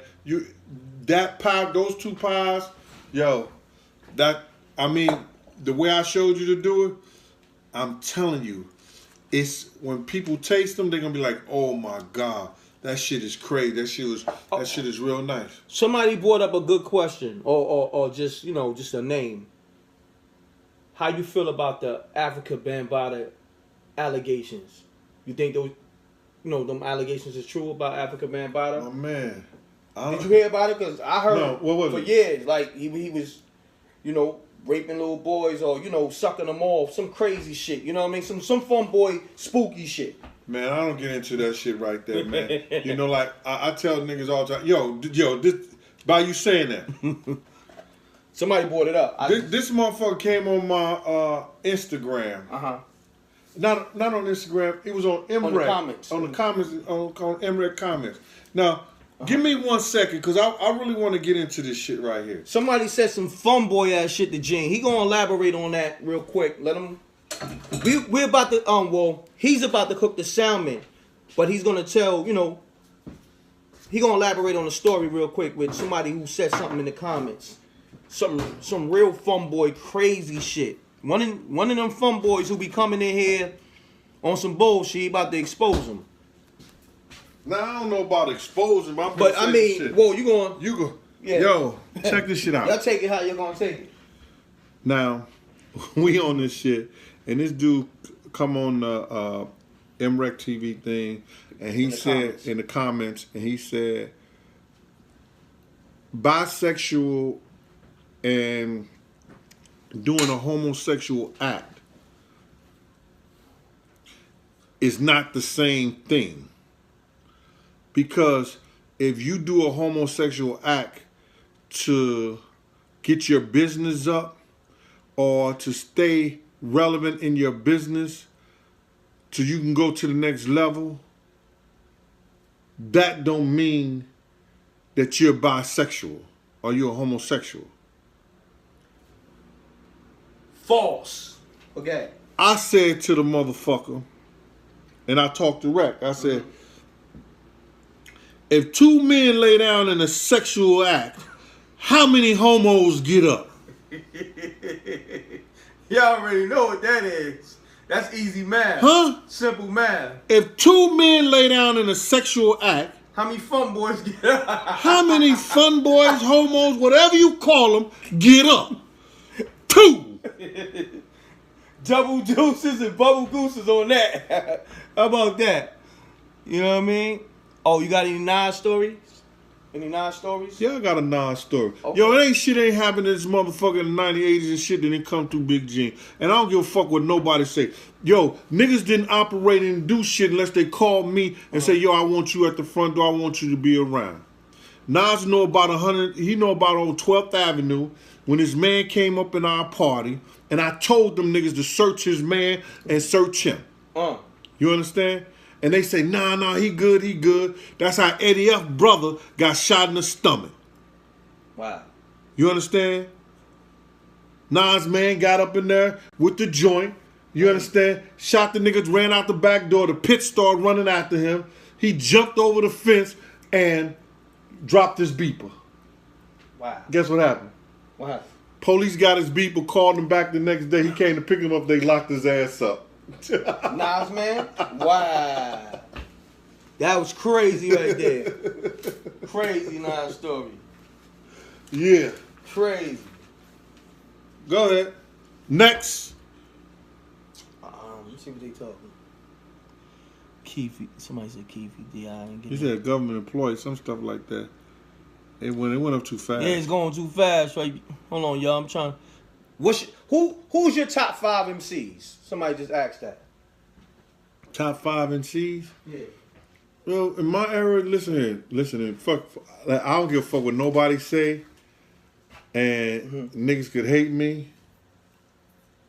My top 5 is Pac, Method Man, LL Cool J, Biggie. I'm talking about back then. Yeah. You understand? And That's 4. I know. And I would say, I don't give a fuck what nobody say. He only had 1 album, but if he wouldn't have been in the accident, shit was me, the DOC. So your top 5 is Tupac, DOC, LL. What else you said? Big and Method Man. And you mentioned Tupac too. I did. I said Tupac, Method, Man, LL Cool J, Big, and motherfucking mentioned DOC. DOC. There you go. That's my top 5. Got you. Did you No, have I like Nas. I like the Nas. You understand? But you talking about who I like. Yeah. Who I like. Yeah. You understand? You got your preference. Yeah. That's... DOC would have been a bad motherfucker, boy. Somebody said, "Damn, Method Man number 2." Nah, Method Man. I ain't putting them in numbers like that. No order. It's not no order like that. Because all of them got their own stuff. But Method's a bad motherfucker, nigga. Mean. You can yo. One of the best flows ever. Creative. Yeah. Yo, his whole fucking style. You understand? Yeah. Somebody said no Rakim? Rakim is a good motherfucking rapper, but you can't fuck with Method. Any Cameron stories? Nah, Cameron was young. He used to come by the shop, D Ferg shop, spend a little money and everything like that, but I don't know Cameron like that. Okay. Yeah. Let me see. Somebody brought up that story with Cameron coming to I guess one of the Puff apartments where Mace is at, and it was a dildo. I don't know about that shit, man. You don't know about that shit. That spooky shit. How many people got on him? A lot of them, like 500 people just staying in the room. 494. Salute to everybody in the room. Hit that like button. Y'all know the MREC room etiquette. Oh, Sean. Elaborate on your relationship with Sean. Did you have? I didn't have a relationship with Sean. Sean, when they was going through the trial and everything like that, I was one of the niggas that was close to Puff, and I was everywhere where he was going. And one day we was in front of Trump Plaza, and Sean tour bus pulled up, and Puff told me, "Yo, don't let nobody take a picture with this motherfucker. I hate his ass." Say that again, because the Wi-Fi was spooky. I said that Sean tour bus pulled up in front of Trump Plaza because Puff met him over there. And Puff told me not to let nobody take a picture with this nigga because I hate his motherfucking ass. And you talking about Sean? He was talking about Sean. I was like, and it kind of puzzled me because they on trial together. You know what I'm saying? But Puff did the, the okie doke shit. Yeah. Different lawyers and all that. Yeah, different lawyers and all that shit like that. Go ahead. Yeah. And then with the motherfucking having people, find people to testify against Sean. Crazy. Yeah. Oh! Go ahead. I mean, you got that coming, but you can go into it a little bit. What? Your J-Lo story. Which one? I mean, Yeah, I'm gonna save a little of that shit. You gonna save man. a little bit? Okay. But I got, yo, J-Lo, let me say, Jennifer Lopez was like she was remarkable. You know what I'm saying? Her mother never liked Puff motherfucking ass. I'm letting you know that. He tried to buy his way through them shits, but her mother was not going for that shit. She didn't like that motherfucker. She ain't take nothing from him. You understand? And I'm sure Jennifer Lopez, I used to try to tell them niggas that we had private investigators following us, and I'm sure somebody had put them on us for Jennifer Lopez to find out what this nigga was doing. Because her pussy probably was fucking itching after all the nasty bitches he was fucking with. For real, man. When you got a chick like that, man, niggas gonna fuck with bitches and shit like that, but when you got a chick like that do shit for you, yo, my man, this nigga did some old trifling nasty shit, man. The night that she gave this nigga a birthday party in Miami. You understand? Fuck this nigga, man. I'm telling you everything about this nigga. This nigga is nasty, low life ass nigga. Didn't give a fuck about the niggas on his team. You understand? That's why Wolf wanted his money so he could stop fucking with him. You understand? Nigga tried to get me to quit my motherfucking job and come full time with him. Fuck you, nigga. I'm not quitting nothing. You understand? You get me when you can. You understand? This nigga do low down nasty shit like this. Jennifer Lopez done spent all this money, had this nigga on a football field down in Miami, had this nigga a club party, giving this nigga all kind of jewels and shit like this, and he got this nasty bitch sucking his dick downstairs while she upstairs. In the mansion she renting. Come on, man. Crazy. That ain't no player shit, nigga. You ain't got no motherfucking moral status. That's why Misa close friend is his baby mama Kim, and Kim close friend Sarah is one of his baby mamas too. Okay, let me stop you there.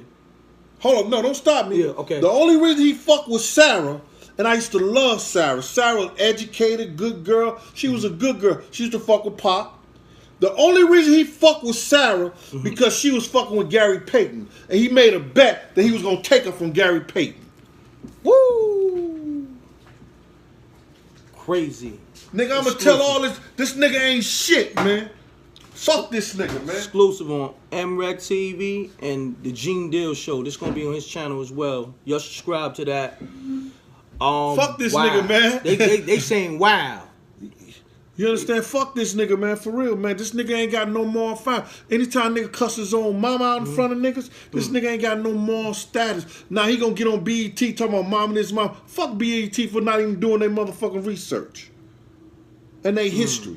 See, y'all saying all this shit. Yo, this nigga talking too much. This nigga, yo, fuck that nigga. That nigga tried to ruin my life too. But nigga, I was too smart for that. That lock story's coming soon. He not gonna do it on here. He got the lock stories coming soon. Yeah, it's a part. It's another part right there. You know, it's coming out. It's already, a lot of shit already. A lot of this shit's been already taped. Am I right? Yeah, right? it's filmed. It's just coming out late, man. Edit this shit. And all that. You understand? These niggas right here, man. Yo, listen. I'm gonna let my man cook the salmon, cause you know this is why he cooked to stay calm. So now he talk about this shit. It gets him a little agitated. Yeah, so you know, you know what I mean. So I appreciate y'all being in the room. We rocking. He about to go into the salmon. You dig what I'm saying? We got this fresh from the supermarket. Hold on, let me yeah. Let me move this out the way. Fresh. Hold on. Let me bring this down. Gene, we got this fresh salmon right here. I'm gonna go clean this shit right there. Then go over to the sink and I'm gonna clean it and I'm gonna bring it back to you and show you how I'm gonna work with it. All right? Okay.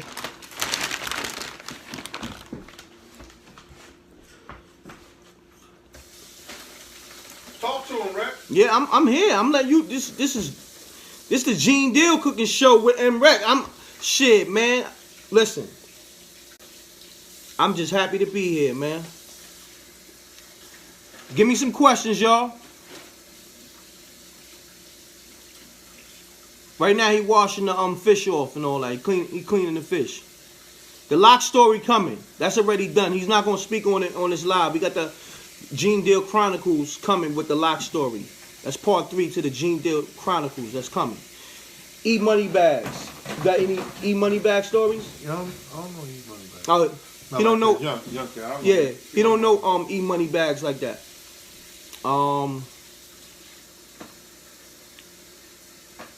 Let me see.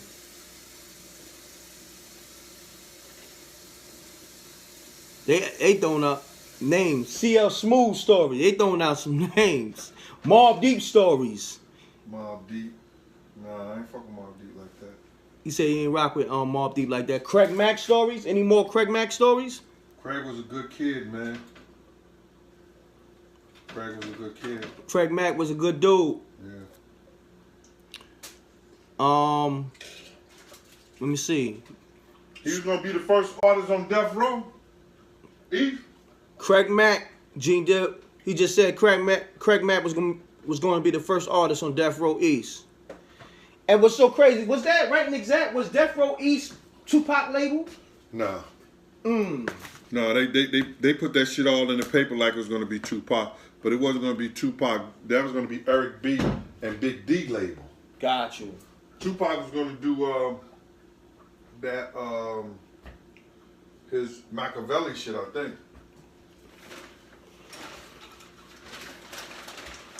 Any Little Kim stories? Yeah, I got a funny Little Kim story. Yeah, they asked for that. They've been asking for that all night. I ain't gonna hold you. Oh, let me tell you Little Kim. Yo, and I'm gonna leave this alone. And I ain't gonna get into the story shit no more. I'm gonna leave that shit alone. But this shit is funny. Get on camera for that, Playboy. Yeah. Lil' Kim, check it out. Always been motherfucking gangster. Always been gangster. Let me tell you this funny shit. They had a tour bus. We was on tour with Jodeci. It was Jodeci, Naughty by Nature, Adina Howard, Mary J. Blige. Who else? Sometimes, what you gonna do? It's the first of the month. Bone Thugs. Bone Thugs. It was a lot of different people on the tour. It was Al Heyman shit. And one day, I think Lil' Kim had hung out with Jodeci and all them like that. And Big was into his feelings about the shit. And hold on, what you mean she hung out with Jodeci? Like they went out. They all went out to the club just to have a party. Yeah, like that. So I don't know. I guess Big was in his feelings behind this shit. So he called himself, and it was all the Bad Boy crew. He called himself throwing her off the tour bus. Right? Wow.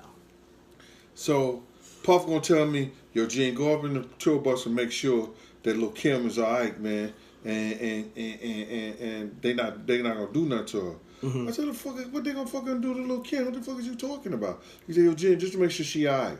So I go up in the tour bus, and Lil' Kim was getting her shit, cause she gonna go stay, instead of being on the Junior Mafia tour bus, she gonna go on the Total tour bus. Gotcha. She gonna be on the bus with Total them and everything like that.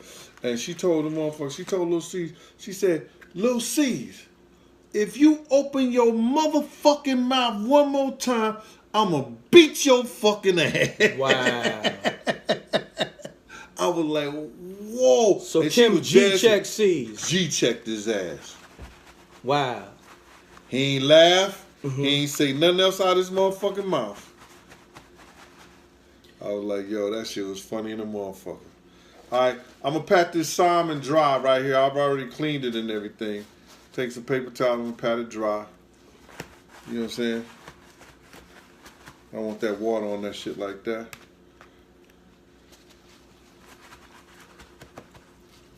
Got some fresh salmon. Is this wild caught? Yeah, come on. That's all we're going to do is wild caught. Okay. You know what I'm saying? So what we're going to do first is we're going to take this olive oil and we're going to, put olive oil through it.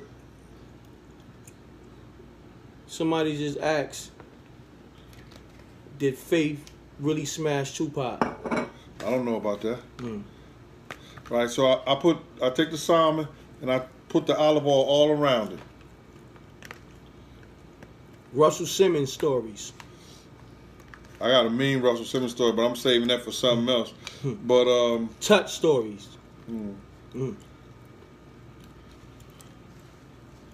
It's too much right now, bro. Yeah, I got stories on Russell Simmons, crazy.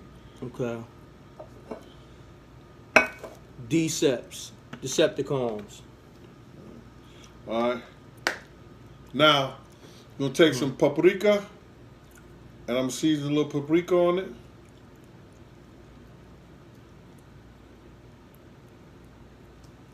Somebody said Gene just whacked the salmon, get the scrap. G-Dat. I take some chili powder. Take this chili powder.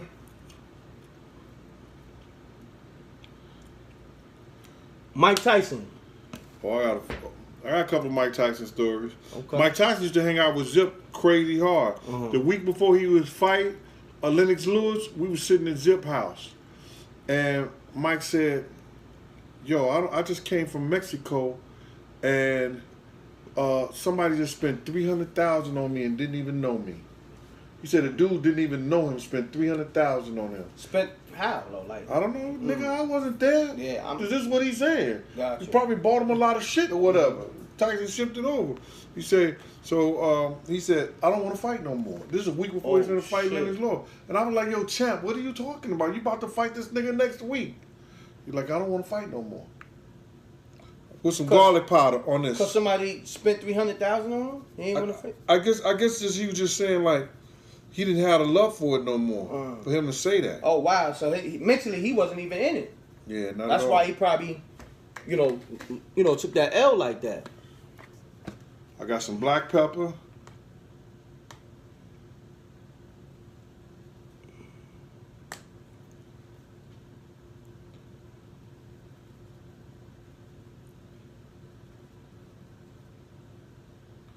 All right.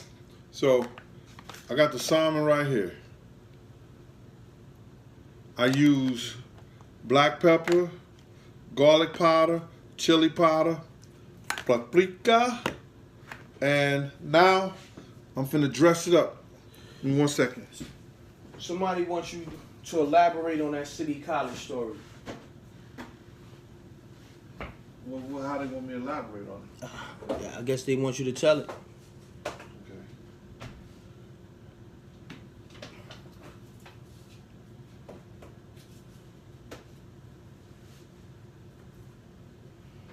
Somebody asks, are you an actor? Do you act? Not at all. Excuse me. Charlie Baltimore story. They ask him, man. Yeah. We get the people what they want over here at NREC. Well, that's in the Charlie Baltimore was in the movie. When her and Big got into the Well, elaborate on that. If we wouldn't if Big would have got arrested the night him and Charlie Baltimore got into that fight, he wouldn't have probably died in California. Wow. You know? Now, you stopped Big from getting arrested that night. Yeah, I did. Okay. What happened that night exactly? I don't want to talk about it, man. Got you. Hey, what I do is I take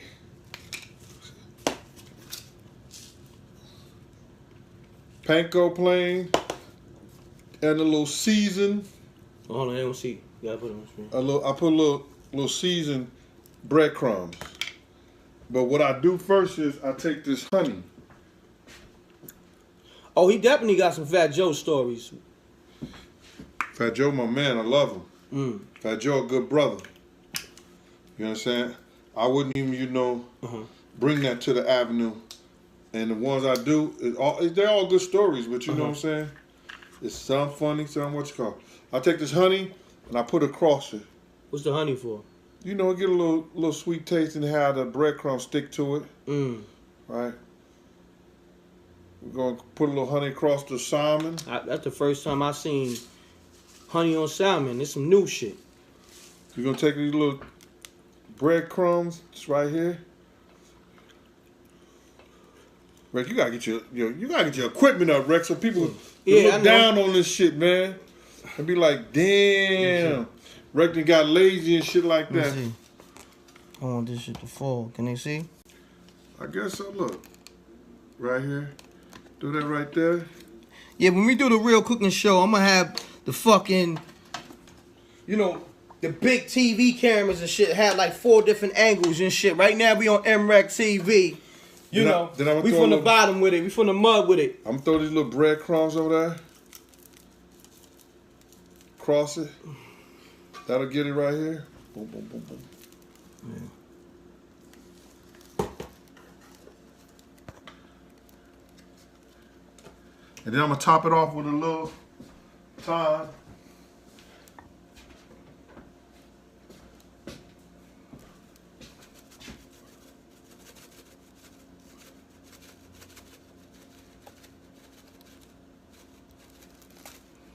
All right. Now, what I'm going to do is, y'all not going to be able to come to the stove because Rec, got this shit, so I'm going to bring the skillet over there to y'all. Nah, I'm good. Right here. I got this skillet right here. I'm going to throw this olive oil in this skillet. Take like 2 little things of olive oil right there. Capsule of it. Put that right there. We're going to throw, I already chopped up these red onions. We're going to put these red onions vigorously right here. We're going to take some yellow peppers. We're going to fill up this pan with different peppers. Red, yellow, a little orange.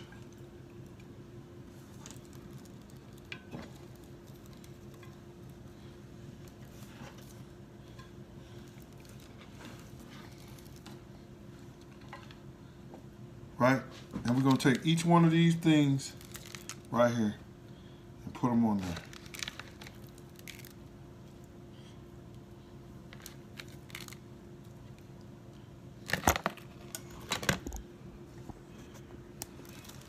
Now, I'm going to take this and put it on the top of the fire. Not in the oven. We're going to put it on the stove first and cook it. Hold on. Let's see if I can bring this over there.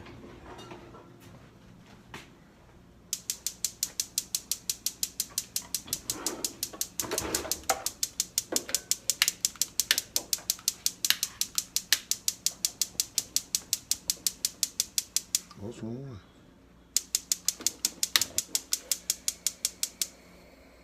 right? We're gonna cook that on top of the stove first. I'm gonna set the oven for broil, high. Why you cooking that on top of the stove first? See, what we're gonna do in this, when I cook it on top of the stove, the skin of it, I'm trying to caramelize the skin.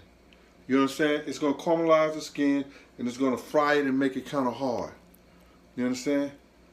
Okay. Right? And look, we already did the rice. We did some rice right there. I don't know if Rick can see it. We did a little rice right there. I ain't do that much because just me and him. I made this cornbread.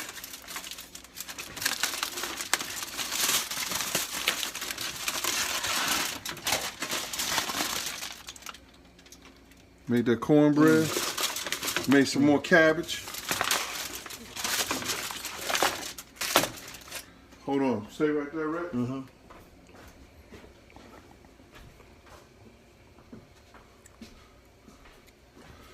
I made this earlier. That's kale.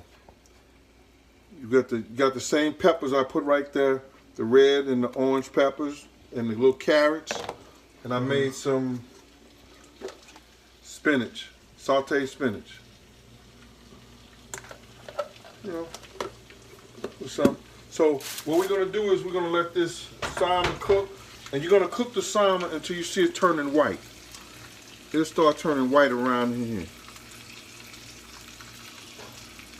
God.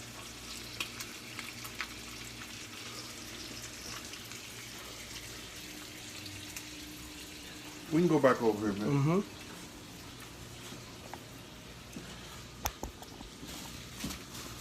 Gotta clean this shit up, man. You know, Rec don't help clean up or do a motherfucking thing around here.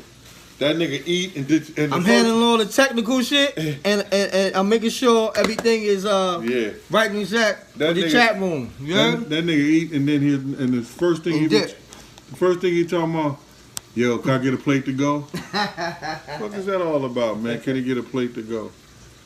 Yeah. Motherfuckers, the Instagram is lit. People calling me, texting me. Yeah. Salute to the Rec Mob, man. We got over 500 people that stayed in the room. Stay in the room because he's cooking up the salmon. What we was talking about? You mentioned somebody. Who was Gene talking about before he started? Carl Thomas was my man. I'm trying to look at some of this shit, Rick. I'm trying to learn how to do this shit. Yo, I'm learning how to do this shit as well as, you know, doing this. It's simple. I'm gonna show you how to go live on your phone and how to go straight to your channel. I'm showing Nigga said I'm making money off this, Gene. Gene didn't make a dime off this yet. He gonna make some soon. Yeah. But donate to this cooking show. The link is in my video description. Yeah. If you want to donate to Gene Deal, you know, he cooking up a storm. So, you know, compensate that man. And he giving you some of the best stories, truthful stories from his life experiences. Yeah. First hand, not no second Black hand. Rob was my man, man. I tried to talk to Black Rob several times when he was on the Avenue, and I told him he couldn't worship two gods, man. You know what I'm saying? He's still out there doing his motherfucking thing. But it is what it is. I guess motherfucker gotta eat.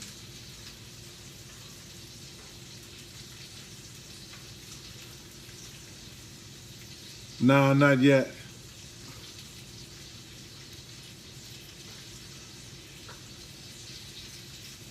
There was somebody. I guess she was asking, was I married? I ain't funny, dude. Well, people. Mark Curry was a thorough brother. You know what I'm saying? Oh, yeah. He was a thorough brother. You know what I'm saying? You see him here and there. Oh, let people know what you got coming. You got a book coming out, right? I always show love for St. Louis, nigga. I love St. Louis. Born, raised, and bred. You know what I'm saying? Yo, ain't you working on North the book? Side, you know what I'm saying? My father used to have a barbershop there on Thecklin and Rush. Gene. Yeah. Let the people know you're working on a book. Yeah, I'm working on a book right now. You think the information, all the shit, Rec could tell you, you ain't got half the shit that came out of my mouth today or any other time, you don't know half the shit I've been through. So when all these lame niggas be coming out there, and be saying this and saying that and shit like that, motherfucker. I wasn't just no motherfucker bodyguard. Yeah, a nigga used me to get back and forth and do what he had to do. You understand? But I had a lot of other motherfucking things going for me.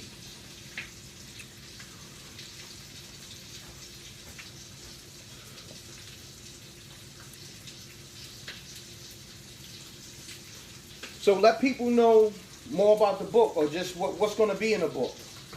Well, the book is about my life, man. The book is about my life. It's about my transition from a young man from nothing to a man who made something out of his life, man.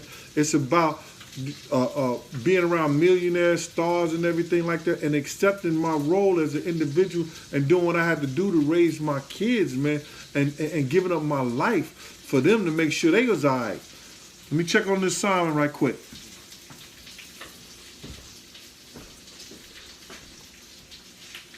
Yeah, right. Come here. Can you bring the camera? Okay, hold on, y'all.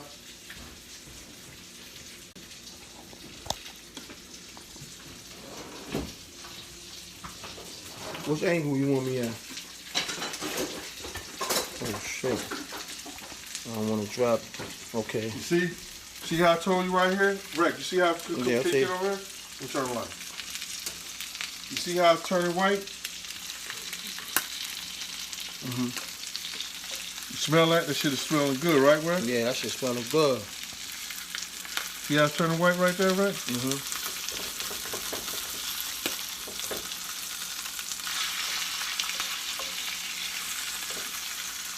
That's not grease, that's olive oil.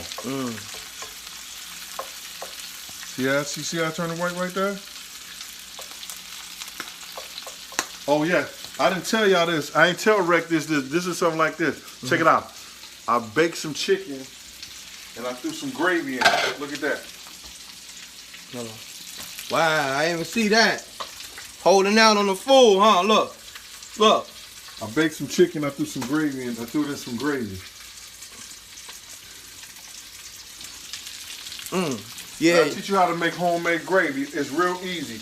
All you do is take Lipton onion soup mix.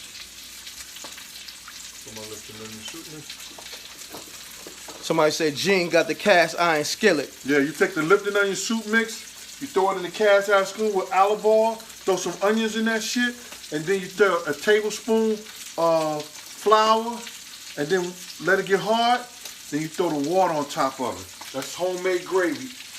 Crazy. Salute to Uprise. He said the food looking good, Gene. Food looking good, Look, brother. check this out. Now, you see this rack? We're going to take this right here. See that? Where it's white right there, and we put it in the oven now. Okay.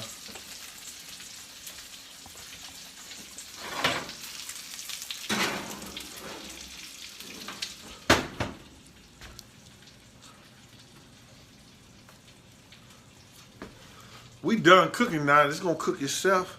Let that shit, what you call it? Watch. I'm gonna clean up a little bit. Still talk to y'all. And everything like that. See, Rex should be reading this shit out, letting me know what y'all saying. Yeah, I am. But you know what I'm saying? But right now I'm holding the camera. I'm doing a lot over here, man. It's only one of me, you know. Yeah. Shit, we doing a cooking show with one person. Usually it'd be like 20 people on set. You know what I'm saying? So we basically finished cooking and everything like that. I told you I got the cornbread, I got the fried cabbage, I got, you know, the kale, I got the rice, I got the chicken, and I'm cooking the salmon. The thing was, you know, dinner and dessert. Oh, and we made this. Just not coming in. Somebody said, how long Gene been working the master? Nah, Gene, let them know how you learn how to cook, man, how to chef right and here? all that. Ooh. That's the pie that we had made earlier. You know, so you go back, you'll get the ingredients and stuff like that. It's ready. They want to know who taught you how to cook? My mother, God bless the dead, but my stepmother, which I can't call her my stepmother because she's my mother, Jan Robinson.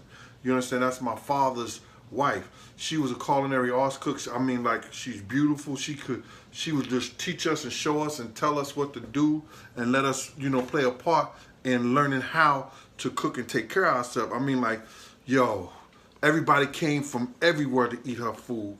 And she just told me all the ingredients and everything. And then I used to work in the Army's officer club. So that's how I learned how to cut up food. You know what I'm saying? Because my job was to cut. You know what I'm saying? Shit. So that's why I'm so precise in cutting the food and articulate in that shit. So I just put all of it together. And when you love to do something, you read about it, you learn about it, and you ask questions about it. And I love to do it. I just love to do it because it puts me in a whole different light. And I love to see people's face when they say, cook something and I bring it to them and they eat it. They be like, yo, this shit is good and everything. And it makes me feel good about me. You know what I'm saying? It's a passion. I don't want to do it for, you know, like, I'm going to do this for this, that, and nothing. Like, nigga, I do this shit for my friends. You know, I do this for family. You know what I'm saying? I do this for, you know, like people I know. You know what I'm saying? I don't want to go out and, you know, make no money out there. I'm good. You know what I'm saying? Yo, I just showed Rec. Rec will tell you, I got Rec, my closet. Oh, man. All types of designer shit in that closet. You know what I'm saying? And that ain't about shit. You got a walk-in closet. That ain't about shit. Don't get it fucked up. You understand? I wish I had that money back. You understand? I'm being 100. You understand? But I still put my girls through school and did what I was supposed to do as a man. You know what I'm saying? So, you know, that like I tell Rec, the watches, the rings, that shit don't mean nothing, man. I was brainwashed. I was fucked up. You understand? Take this shit off, man. I was brainwashed, man. I was fucked up. You know what I'm saying? I thought I had to have that shit. I'm trying to, you know, I hope these young guys, these young boys know, listen, don't spend your money on that. I'm gonna go. You understand? Hold on, y'all. I'm gonna put the camera back so my man can relax a little bit and he can talk to y'all. Yo, but I was smart enough in 99 to buy a house. You understand? I was smart enough to put my money, invest in a house. You understand? I was smart enough to invest in my kids' education and everything like that. You understand?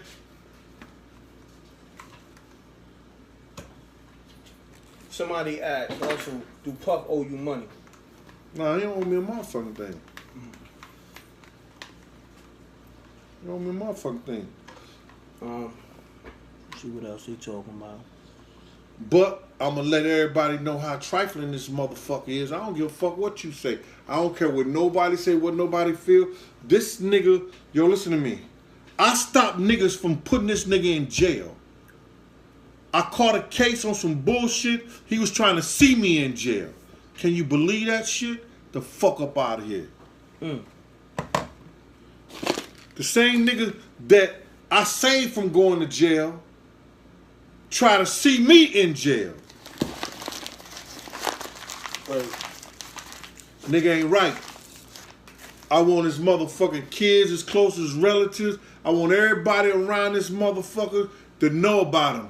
You understand? He may not look at it. They might look over it and stuff like that. But somebody in his kid's classroom could say, "Oh, your daddy ain't shit."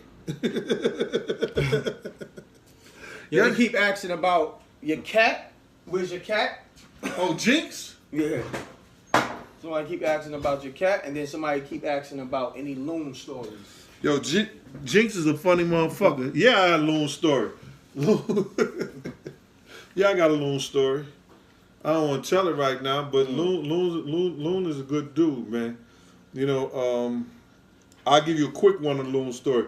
Me and him had the same, we was staying in a hotel in Atlanta, and he had my room key and I had his room key. The nigga ran up the bill to like $1,500. What the fuck was he doing? I don't know how you can eat up a $1,500 food. You gotta get like room that. service And room service, everything. Phone, probably on that phone. $1,500, man. Crazy, Loon. I was like, what the fuck is wrong with Loon? Shouts to Loon. That's the homie. Hold your head too. Yeah, but I was speaking to Loon on the phone while he inside too. That's my guy. He took care of his business. And when you talk to Loon and you mention my name, what Loon tell you? Gene is official. He told me from the rip. So he said Gene Deal is the real deal, official. That's what Loon told me. Facts. Yeah. Loon's a good kid. Mm-hmm. Yeah, but Mace told me that. Mace said Gene is official. Gene came and held him down when them Bloods had him surrounded in L.A. or whatever, right? That was L.A.? Yeah, LA. Yeah, Mace told me that personally. I didn't even ask Mace that. Mace told me that. You know what I'm saying? So, got him up out the Century Club. So all these niggas with that bullshit, man. Listen,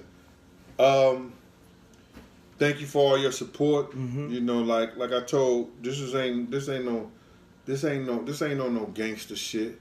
I've always what they call it being a civilian. You understand?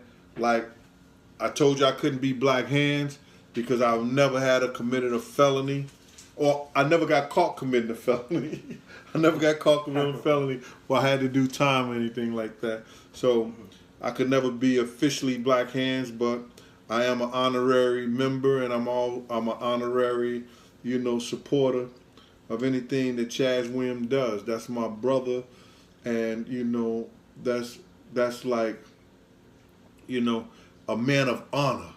You know what I'm saying? You know, a lot of niggas don't agree with what I'm doing to the nigga Puff and everything like that, and I understand that, but I don't give a fuck. I've had conversations, I've been sat down with gangsters and people that in the street and stuff like that, and I told them, nigga, I said, yo, that motherfucking light pole been my motherfucking lamp, and that curb been my pillow. So a nigga don't know no more about the streets than I know.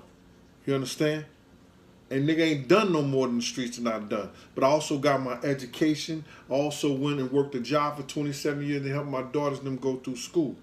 You understand? So I know what it is and how hard it is to be out here. I know what it is to go from one job to the next job. I know what it is to make sure that everybody's all right and you fucked up at the end of the day. I've had everybody motherfucking back, and all I had was the wall for myself. So my whole thing about it is, man, I'm here and I'm going to continue to be here. I'm going to continue tell you different shit about this nigga, man. I just begun. Let me check on this salmon so you can see it and see what I'm talking about. Let's see what y'all talking in here, man. Funk Flex. Do you have any Funk Flex stories? Yeah, he looked like D-Ferg. Wow. Used to tell that nigga that shit all the time. Hold on, I want Gene to say that to the camera. Hold on, give him a few seconds, y'all. Yo, Funk Flex look like D-Ferg. Look at him. We used to tease that nigga. I used to tease that nigga about that shit all the time.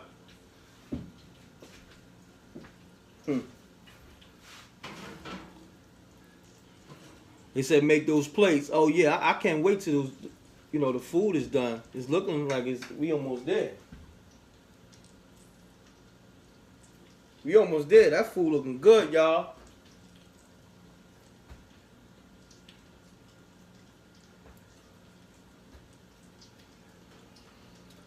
Hit that like button. Also, you want to donate, the link is in the video description.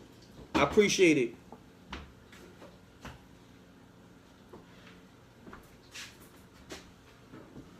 Let me start cleaning up this shit, man. Y'all, I'm gonna make a plate for the camera.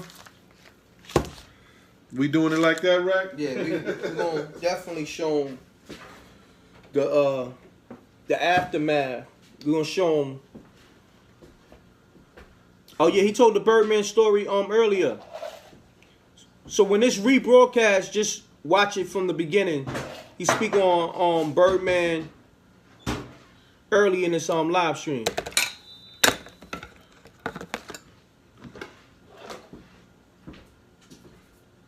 Let me see.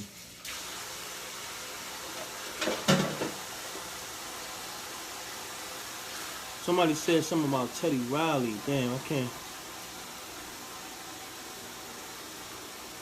Somebody asked, what's your specialty in desserts? That's what they said, so I'm reading it. Like, I guess, what dessert you specialize in?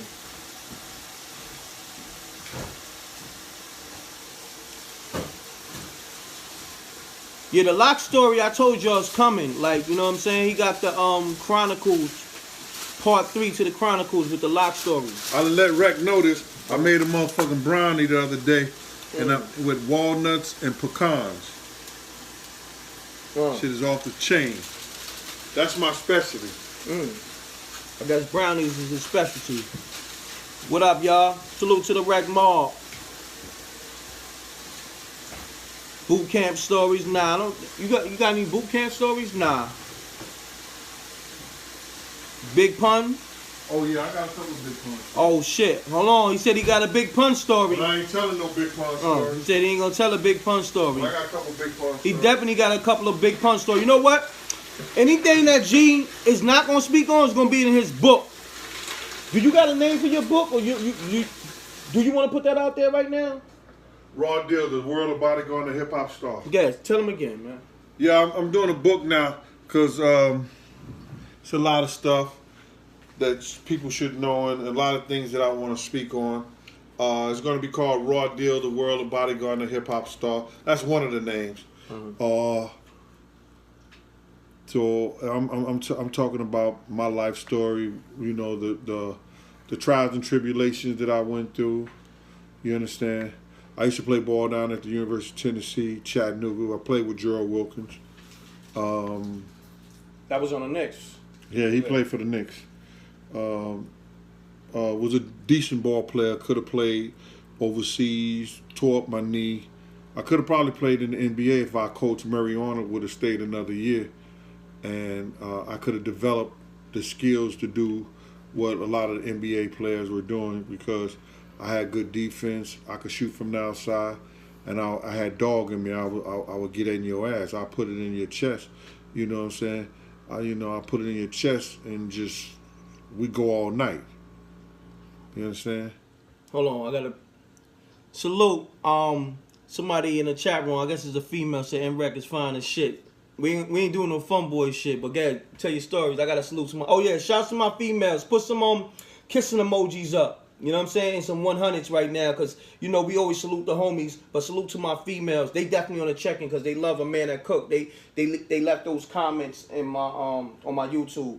So shouts to all the females that's showing Gene love and showing NREC love. All right. Shout out to the females out there. They're showing NREC love, showing me love. Look, see, there's a lot of them, see? Yeah. Put them kissing emojis up in them hearts and all that. A lot of females in the room. Salute to the females. We love the black females. I love all females. Yeah, we love all females, but you know. Black, white, brown. We love all females. But we got to good company, good motherfucker, good company, good conversation, good eating. Oh, let me get this shit out right quick. There's a lot of ladies in the room. Ladies, my man got the recipes. There you go, Rex. Gonna bring it over here. Okay, hold on, y'all. I'm about to bring the camera over there, y'all. Hold on. Hold on, Playboy. See how it caramels itself?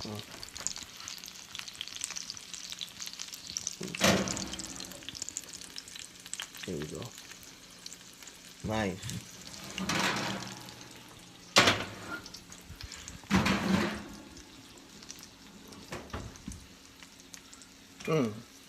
That looks amazing. That looks amazing. Ladies, how that's looking? Fellas, how that's looking? Food looking amazing right now. But just check this out. This is how you know it's good. Watch this. Hold on. Let me move back. Yeah. Look at this. See how it just come up like that? Like, look at the juice. Look how juice it is. It's gonna. It looks tender. It's gonna melt in your mouth like butter, no right? Homo. No homo. Exactly. I didn't want to say either. I know. I see you stop too. Pause. No fun boys. Yeah. You see that? See that right there? Yeah. Can you get a close up on that, Rick? Oh yeah. See? I'm on there. I'm on there. I'm on it. Look at that.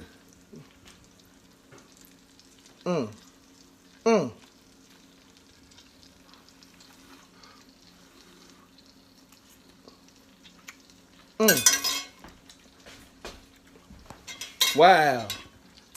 Huh? That's how you feel? So good. Drop the fork in the pot. Like fuck it. It's crazy. See how soft that is? Yeah. Then you got your peppers under there. That's caramelized.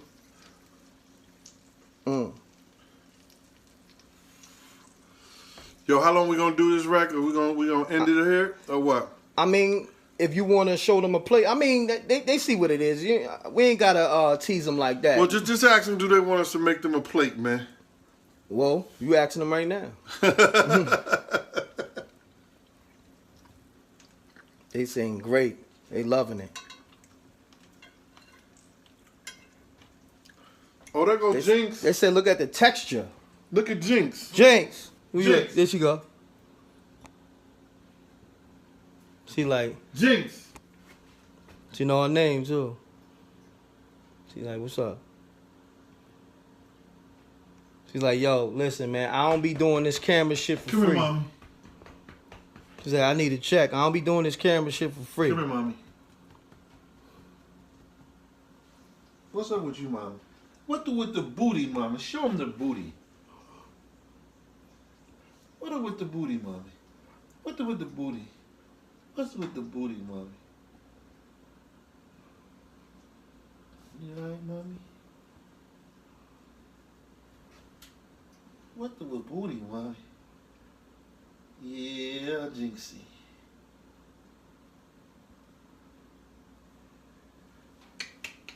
It's my girl.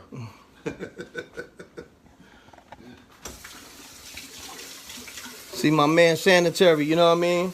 His cat clean, but he's still gonna be washing his hands. You did? He's still washing his hands. So don't ever get it twisted. Somebody said your cat is a sexy black bitch. Yeah,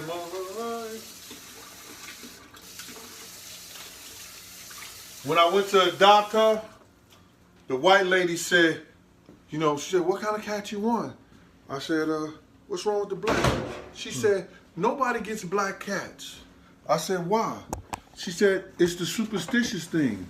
I said, well, give me her. I said, well, give me her. I want her. You understand? And I had just lost my dog. I had a pit. And I'm going to tell niggas, and I don't give a fuck what nobody said. I had my dog for 15 years.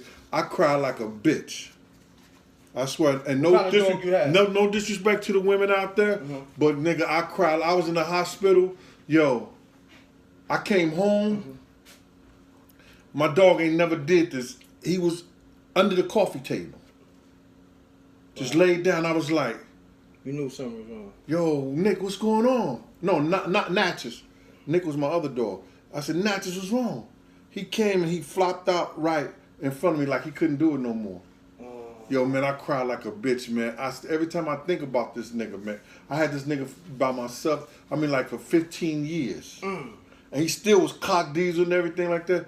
But the cancer just ate up whatever, shit in it, just ate him up, man. And I was what kind of dog he was? I had a red-nosed pit. I got him out of Missouri. St. Louis. I went to St. Louis and got his ass. Wow.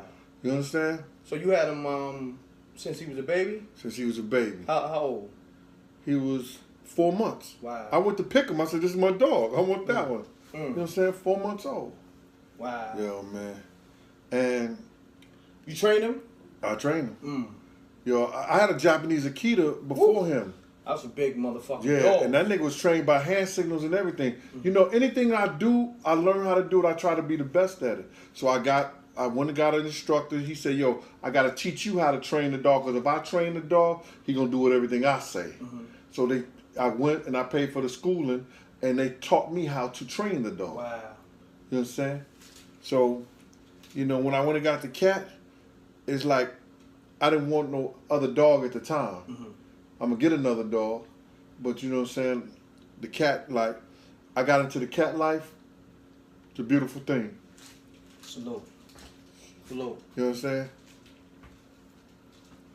Hey, that's where we at right now. That's where we at. How you doing? So I don't know how Rec gonna keep us on this. I don't know if we're gonna finish eating. Yep. You know what we're gonna do? How long we been on this motherfucker, We've been on this motherfucker's an hour. And 30 minutes? Probably, no, we started at 7.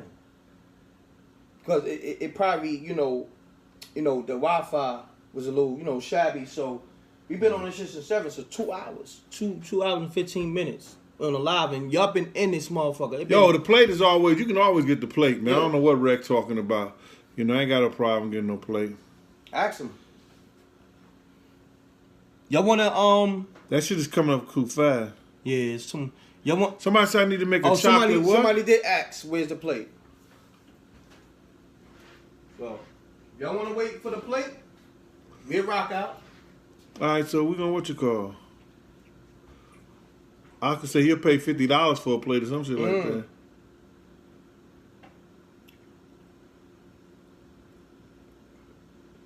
Let me see. Let me read some. 2 hours, somebody said we've been live. And y'all been in here, too. Yeah, like appreciate you, man. 500 people rocking out for two hours. Right now, we have 414.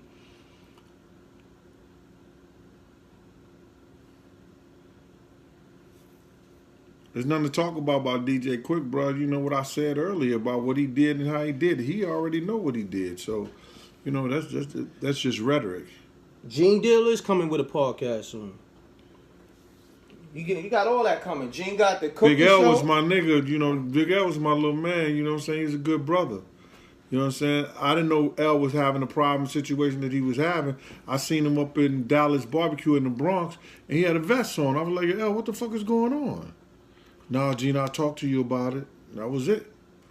Next week, he was dead. Wow, so you seen Big L in the club with a vest on? No, he was at Dallas. He was at the Dallas Barbecue on Saturdays. Okay. They used to have like comedy and stuff like up there at Dallas Barbecue. What's that dude name? This Bronx comedian used to do the shit up there. He had the comedians up there, and I seen him up there. And he had a vest on, and the niggas doing security for him. I was like, oh shit, what the fuck is going on? So shit was real in the streets for L. Yeah, it was. And you said that next week he was dead. Wow. That's crazy. He said something, how we donate to Gene? Well, if you hit up the link, and I'm going to send it right to him. I mean, matter of fact, you can give him your cash app. How do you got to have the link. I don't know how to do that with the cash app shit. All right, so when Gene put it on his page, we're going to put his cash app link in his video description so y'all can donate directly to him. But right now, just have him send that shit to you. Yeah, right? I'll send it to you. Okay. The donate link is in the video description. You want to donate the Gene deal for this cooking show? Donate. The donate link is in this video description. All right, the PayPal link. So hit that up. And everything y'all send tonight, I'm gonna send to the homie. Hey, y'all want me to make a plate so you can see the plate and everything like that? I ain't got a problem with that. I'll make a plate right now. 400 people just rocking out in the room. They coming in and out. So hit that like button too. Salute to the Rec Mall. Appreciate y'all. Rec taking this shit to go. Nah, I'm gonna eat now. Fuck that. They said, hell yeah. You wanna see that? They like, yo, M-Rec Gene Deal podcast. Yeah, that's coming. You gotta understand, Gene is new to all of this. So I told him about all this shit a while ago. So Gene, you know, he gotta get comfortable. But he gonna knock in. That's my man. Like, if I need him to do something, he'll hold me down. Just, yo, Rec, I'm only doing it for you. That's what type of person Gene is. Like, Gene got a heart of stone, man. Like, and I mean that in a good way. You know what I'm saying? You know, he got a great heart. You know? Cut from a cloth that no longer is made. It might have been one cloth. Official. You know what I mean? He's official, I'm official. We hold each other down. So if I need Gene to do a podcast with me, the cooking show, this is something I told him that I wanted to do. He was opposed to it because he's like, nah, Rec, I don't want to do that. Like, that's something that, how I get my peace of mind. This will keep me calm. I don't know if I want to put that on camera. So I'm the one who pushed the issue. And he said, yo, I do it on the strength of you. If that's what you want to do. You know what I'm saying? You my man. So, you know, that's me. Because this was my thing with Gene. I said, yo, Gene, I want people to see you in a different light. You dig? I'm like, yo, if they see you cooking and you really not a throw down, you know, on your chef shit, you know, and I knew the females was definitely going to lock in and the homies had to respect it. You dig? So that's how this whole cooking show came about. You know what I'm saying? I brought it up because Gene you know, we talk on the phone. He was like, and he'll FaceTime me. Oh, okay. Let me show him the plate. Wow, that looks nice. That looks incredible. Hold on, Gene. Let me know if I can't see from here. Let me see. Cornbread. How that's looking, y'all? How that's looking? Let me know what it is. That's looking marvelous to me. Move it over just a little bit that way, yeah. That's looking marvelous. Woo! I'm about to tear that up. That's me though, that's you. Hold on, Gene made himself a plate. I ain't even got a plate. That's Gene plate. Hold on, Playboy, where my plate at? Okay. That shit looking kind of good, right? And that's the cornbread. Okay. Woo! Yeah, y'all. So y'all seen the plate? We don't want to eat in your face and be disrespectful. You know what I'm saying? Bad enough y'all can't taste the food. Y'all can't get a plate because, you know, we all in different locations. But let me put this down. Let me know. Is it good? It ain't showing the food, but it's good. Yeah, it's showing the food now. That's the fried kale. That's the kale. What I do is that I take some smoked turkey meat, some olive oil, and some red onions, and I put it in a pan. I let it fry for about 2 or 3 minutes. Then I throw the kale in there, and I just stir the kale around until it's sauté. I do the spinach the same way, right? That's the spinach on this side. I did the fried cabbage because I thought my man Roof from Black Hands was coming over because I made him a pan of cornbread and I made him a pot of fried cabbage, but he never came, so it's all good. And he don't eat. I made some baked chicken and I just threw it in some gravy. You know what I'm saying? That's the baked chicken right there. And I just threw it in some gravy. And you see me when I did the salmon. We have the dessert. We'll go get it right here. Show you right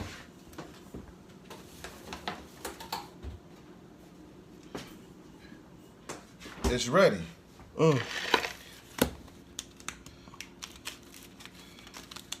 And Rec is like a kid in a candy shop. That's a fact. I'm shaming my game, my G. I mean, I eat healthy. Don't get it twisted, but right now... Yeah, he loves desserts and shit like that. Yeah. I love desserts, soul food. This the big bro right here. Don't get it twisted. This is not my friend. This is a big brother to me. That's the dessert right there. This is... Woo. Right. Looking marvelous. You see the main course meal, and then you see the dessert. Everything looks marvelous. And you saw he did all this from scratch. We're going to let this get a little bit more colder. Okay. Right? Put this back on. Let it freeze a little bit more. I'm about to dig in this plate. It's yours, bro. You can't handle that. That's a hungry man plate, Rec. Rec, that's a hungry man plate. Where's my fork at, Playboy? Right here. Here go the forks right here. Woo. Hand me a fork. I don't want to eat on camera. I don't want to, you know what I'm saying? Like, that's kind of rude. I don't want to. Grab a fork right here, Rec. Oh, okay. This one? Yeah. I gotta taste it at least. Thank you. I gotta taste it at least for y'all on camera, man. Let me bring the camera up a little bit. Real quick, y'all. Hold on. Let me aim it up a little bit. It's a Gene funny. Hungry man play. Hell yeah, I'm hungry.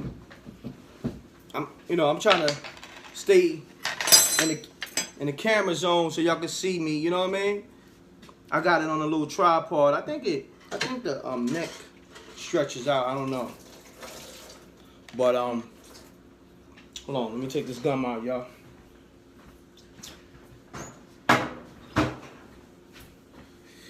It's going down. Yeah, me and Gene gonna be in the restaurant business. You know what I'm saying? Nigga with this bullshit. Well, if we don't do a restaurant, we're gonna do a food truck. Or we might just do an online show. Yo, Gene, man, I need this rice. We gotta make it hotter, man. Put this in the microwave. Yeah. It's been setting up. What Oh, you yeah. talking about? You right. Give me a towel. Oh. Yo, let me give y'all. Let me taste this though. The salmon. Oh, this shit like butter. Hold on, I want some more before you put this. Shit.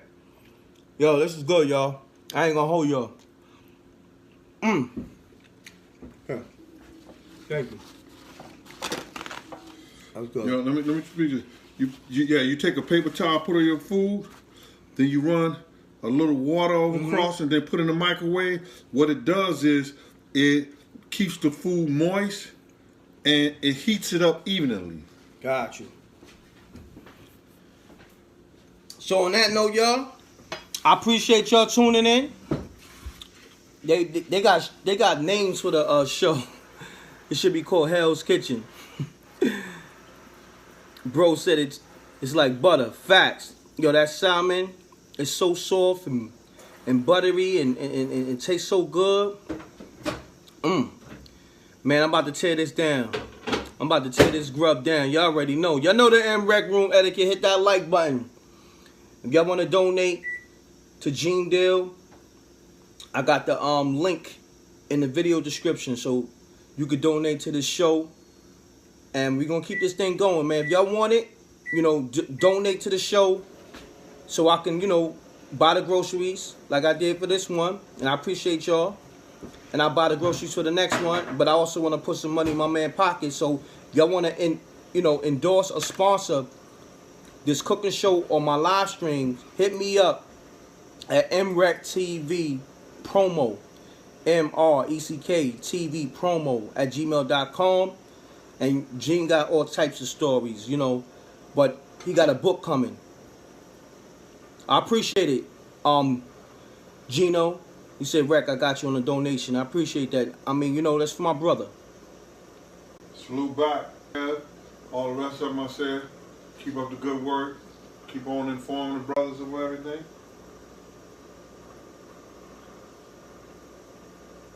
Salute. Catch Rec and Deal cooking. Salute. Rec Mall, we in the building, y'all. I appreciate y'all, man. This connection is going bad. And we've been live 2.5 hours, y'all. So on that note, thank you. Have a blessed night. And we're gonna probably do this night. And we're gonna probably do the next one on Thanksgiving. Yo, thanks everybody, everything like that. Hold on, let me I'm gonna throw a yeah. I'm gonna show people how to do a real sweet potato pie. You understand? That's one of my specialties. I like to do the sweet potato pies too. You understand? Hold on, why is that looking like that? And everybody, y'all take care. Thanks for watching. And peace. Yo, hold on. You know what, Playboy? Huh. My birthday is next Friday. I might have Gene cook me something. I don't know. Maybe I might just wait for Thanksgiving. You know what I'm saying? Nigga right here. That's my You know what I mean? You feel me? It's my daughter's birthday next Friday too. Word? Yeah, she want me to cook. She got the same birthday I got? Hold on. Her birthday's the 13th. Oh, okay. Mine's the 16th. She giving a party on Saturday. Okay. Saturday, 17th. Oh, yeah, it froze. That day. Okay. Yo, listen. Appreciate y'all. Me and Gene is out. Peace. And as you see, it's fresh out the microwave, hot. I'm about to eat this food. I don't want to tease y'all. It's amazing. It smells amazing. It tastes amazing. And tune in to MREC TV tomorrow. I'm going to have some more new content. But as you know, this is exclusive. Shouts to Gene Deal. And go subscribe to his channel right now. The Gene Deal Shows on YouTube. Alright? His book is coming. I'm off this. Salute. Oh, go get that China Black Millie Jack on iTunes, Google Play, MRECmusic.com, MREC Target featuring China Black on iTunes, Google Play, as well as MRECmusic.com. Go get that MREC Respect My Handle EP. The links is in the video description below. I appreciate y'all. Thank you. You want to get this MREC TV snapback? Hit me up. MREC TV promo. MRECK TV promo at gmail.com. Snapbacks and shirts. Alright? I ain't gonna hold y'all no more. I gotta eat this food. And I appreciate y'all. Thank you. I'm blessed. God bless to y'all. We bless. Much love. And I'm so good. You know the MREC room etiquette. Salute to the rec mob. Double deuces and bubble gooses. Gone. Oh, let me turn this on.